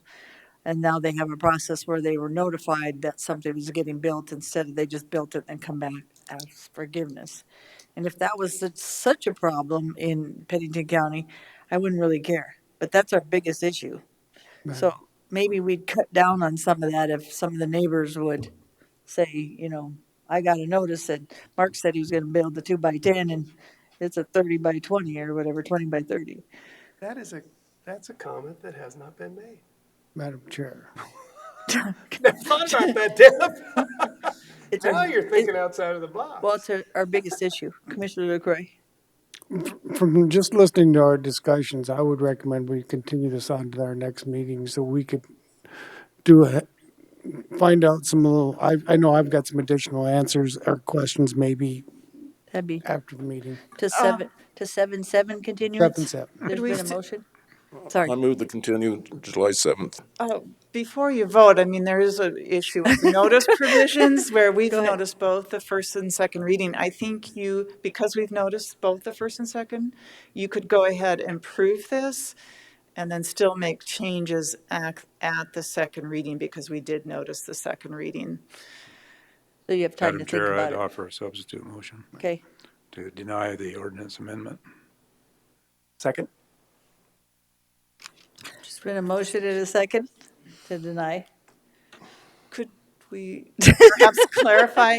I think the major contention before the planning commission was only the notice requirement. They had no comments or issues with the other portions This is of the killing the ordinance. whole- So you yeah. could approve this ordinance. Of Without course, the you need a notice substitute requirement. motion, but you could approve this ordinance striking the notice requirement. Is that what you meant? I'd be fine with that. Okay, Seconder is okay with that. okay. So what are we doing? There you go. So what you're doing is this is the first reading of all the ordinance 20-0-2.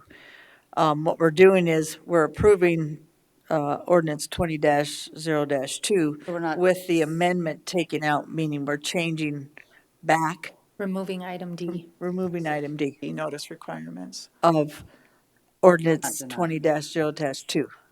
So Gary and DeSanto are not denying it like they They're have. denying. Right. They are We denying it. We are, no, we're Approving. approving it with the Okay. exception of Okay, approving it. Approving the ordinance, They changed it. except there's a change in item D. They're taking out item D. Got it. Just those two. The rest of us aren't agreeing, right? Just And kidding. if that motion does pass, this is just the first reading, we can still have further about it. discussion on this issue. I'm okay with that. All in favor, say aye. Aye. All opposed? Aye. Motion carries. Thank you for that amendment. Okay, items from chair and commission members. 2020 budget hearings, 2017. Everybody, tomorrow, Mr. Drews won't be here till 10, sir, you No, said? on Thursday. Thursday, sorry. Anybody else going to miss any part of the budgets? There's a possibility I may have to leave early on Wednesday, Okay. Okay, but I think I made arrangements to not have to. okay, so everybody's going to be here at 9 tomorrow, except for our Thursday, Drews will be 10, and then Commissioner DeSanto may be early tomorrow. All 3 days are scheduled at 9 o'clock, right? Yes, sir? 9 to, 9 Whenever. till about 12:31 tomorrow, and then 9 to, 3 on Thursday. depends how much we change the ordinance or deny the and ordinance. 9 to noon, 9 to noon on Friday, right? That's what it's supposed to be. Okay, so we're good with that. Okay, committee reports? Where are you starting? Go ahead.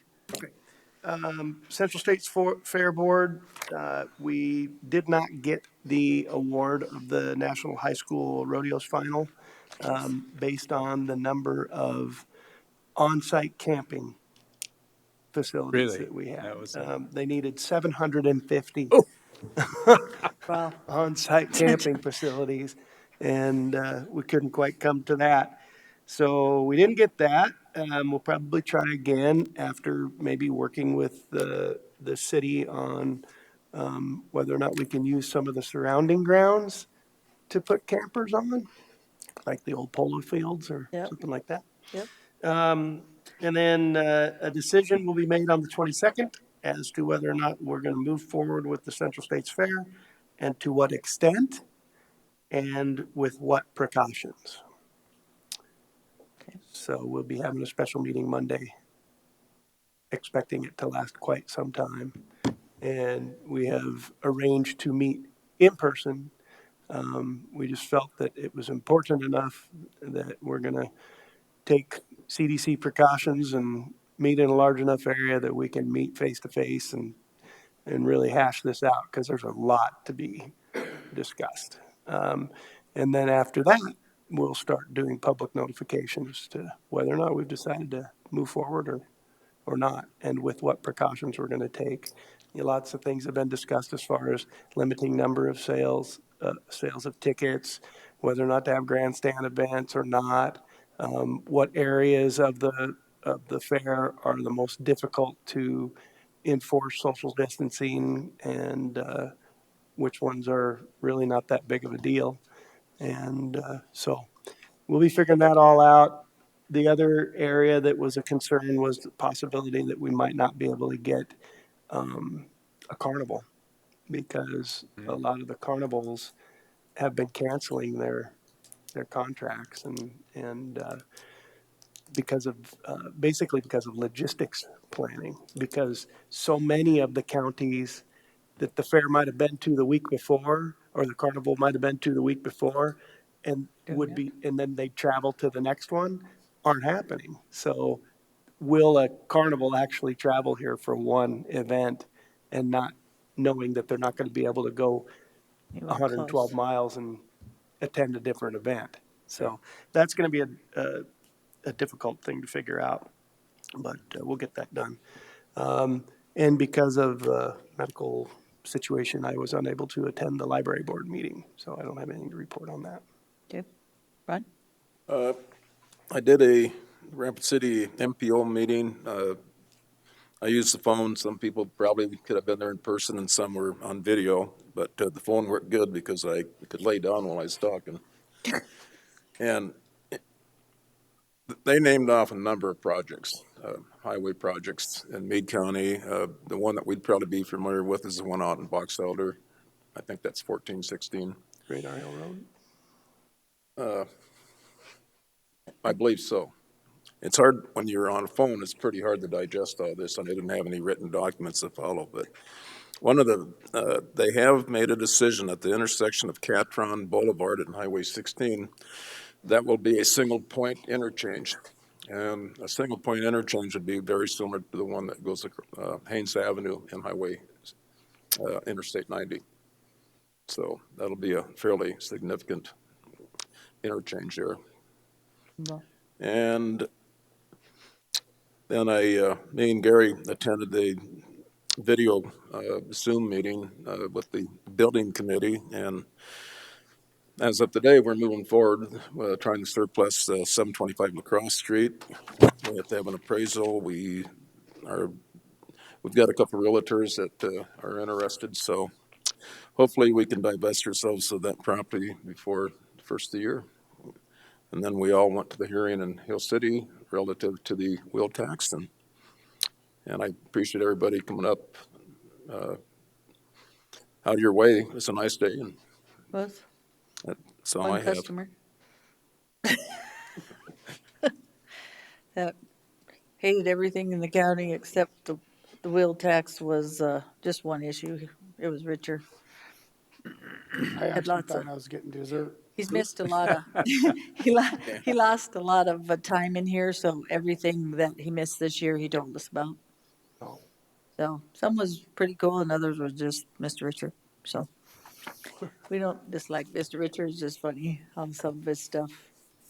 We have to make sense of him sometimes. Been going to meetings, but mostly the emergency shelter, some of those kinds of things. Most of the stuff that you've been seeing has been already out. Went to the department head meeting, and you heard about that today as well. So, anything else, Gary, that I've missed? I don't think so either.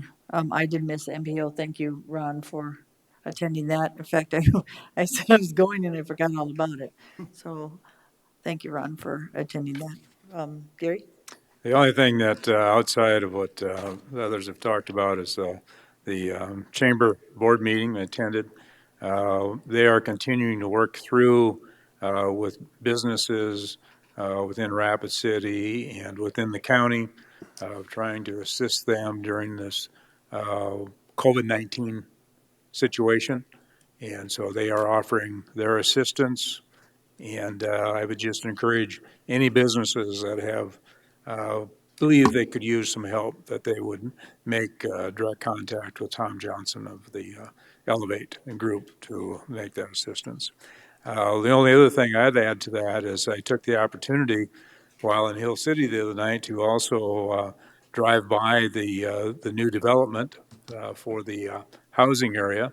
They are moving a lot of dirt at this point in time and putting in utilities, I presume, throughout that development. So it looks considerably different now than it did at the time we went out there for the groundbreaking ceremony. So congratulations to Hill City on getting that moving. I was over by Ron and I moved lots of rock myself in the last couple times. Kidding. For gardens. Sorry, Gary. No, I'm done. Commissioner LaCroy. Attended the Zoom air quality. There's nothing really to highlight. We didn't have on the air quality board, nothing really to highlight on that. On the, we did the Hill City one. I thought I was going to get dessert, but Who was supposed to provide that dessert? I haven't heard. probably me. But, and then I did the Zoom meeting with the Youth City Council, and I'll get with the chairman of that.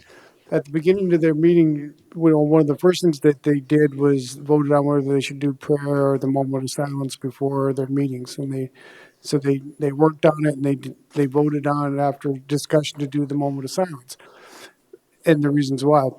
But at this last meeting, what I thought was very moving is the chair of the youth council gave an explanation of what that moment of silence means. And it was very well put, and I'll get it from her, and I'd like to pass it on down to you guys. It's not something. It's about honoring those of the past and who are present or gone, and it was very well written. I don't know where she got it at, but it was very nice. But I may request to do that one day. That one of the things that the youth council is working on is they have several subcommittees. One is mental health, and they're moving really fast and good on that subcommittee to where they're organizing podcasts to help youth and others in the community. And so the youth council approved that group to move forward on lining that up. That's where my age came in. They mentioned some type of media thing that they were trying to get on, and I said, what's that? And it must be something that's popular. I never heard of them, but that's what they're talking about was the podcast. But that mental health youth group has really done some amazing work. So the more I find out on it, the more I'll bring it to us to discuss. Oh, That's it. anybody sure. miss anything? Okay. Not when you go with Lloyd last. Anybody from the public, John? Wait a minute.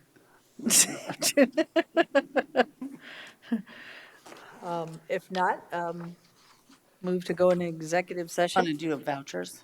Vouchers? So No, I Gary would, does. Deb asked to abstain from one of these Price LLC. on the Price LLC. So I need a motion to approve the vouchers in the amount of $1,809,174.73. Move to approve the vouchers with Deb abstaining. I've got a motion by Ross Connect. Is there a second? Second. And a second by Commissioner DeSanto. All those in favor indicate by saying aye. Aye. Aye. Opposed? Motion carried. No, that was to not pay Price LLC, right? Right, yep. Move to go on the executive session. Second. Moved by Ross Connect, second by LaCroy. All in favor, say aye. Aye. All opposed? Motion carries. Just that executive session. Second. Moved by DeSanto, second by Ross Connect. All in favor, say aye. Aye. Aye. All opposed? Motion carries. First one, let's do the sheriff's. You have to be here? Gary? Yeah, Kara. Gary? No. No, Kara. Kira? Kara. No. Holly's got it. Okay. Okay. Okay, Commissioners, John Morrow, Pennington County Human Resources. I've got a few motions here with regard to position changes and/or increases in pay. The first one has to do with a number of individuals working for the Sheriff's Department that are moving from Deputy Sheriff or Correctional Officer to Deputy Sheriff 2 and Correctional Officer 2.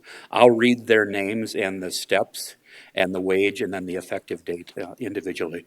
So the motion would be to approve the reclassification of these eligible correctional officers and deputy sheriff personnel to Correctional Officer 2, Deputy Sheriff 2, effective June 28th of 2020. The first one would be Lisa Anderson Pelton, moving to Deputy Sheriff 2, grade 17, step 5 for $24.79 an hour. Dawson Baker, moving to Deputy Sheriff 2, grade 17, step 3 for $24.20 an hour. Brian Bergner, Deputy Sheriff 2, grade 17, step 7 for $25.42 an hour.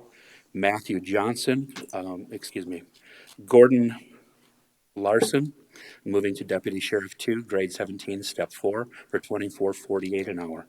And then there's also 3 correctional officers. Jason Boyd, moving to Correctional Officer 2, grade 17, step 5 for $24.79 an hour. Matthew Johnson, moving to Correctional Officer 2, grade 17, step 3 for $24.20 an hour. And Tyler O'Connell, moving to Correctional Officer 2, grade 17, step 2 at $23.89 an hour. Okay. Is there a motion? Motion to approve. Motion by Roskinek. Second. Second by Drews. All in favor, say aye. Aye. All opposed, motion carries. Thank you, Commissioners. The next one is to approve the reclassification of Bryson Schwartz to a detox technician 2 and to be placed on the scale effective with the June 28th pay period at grade 13, step 1 at $19.40 per hour. Move for approval. Motion by LaCroy. Second? Second by DeSanto. All in favor, say aye. Aye. All opposed, motion carries. And then the final one this morning, Commissioners, is to place Equalization Director Shannon Rittberger at grade 24, step 12 for a biweekly rate of $3,500.80, effective with the pay period beginning July 26, 2020. I thought we Motion to demoted him. Motion by, I'm kidding. Motion by Roskinek. Second. Second by Drews. All in favor, say aye. Aye. All opposed, motion carries. Thank you, Commissioners. Thank you for everything today, John. Motion to adjourn. So moved. Motion by DeSanto. Second. Second by LaCroy. All in favor, say aye. Aye. All opposed, motion carries. Thank you, Joan and Holly,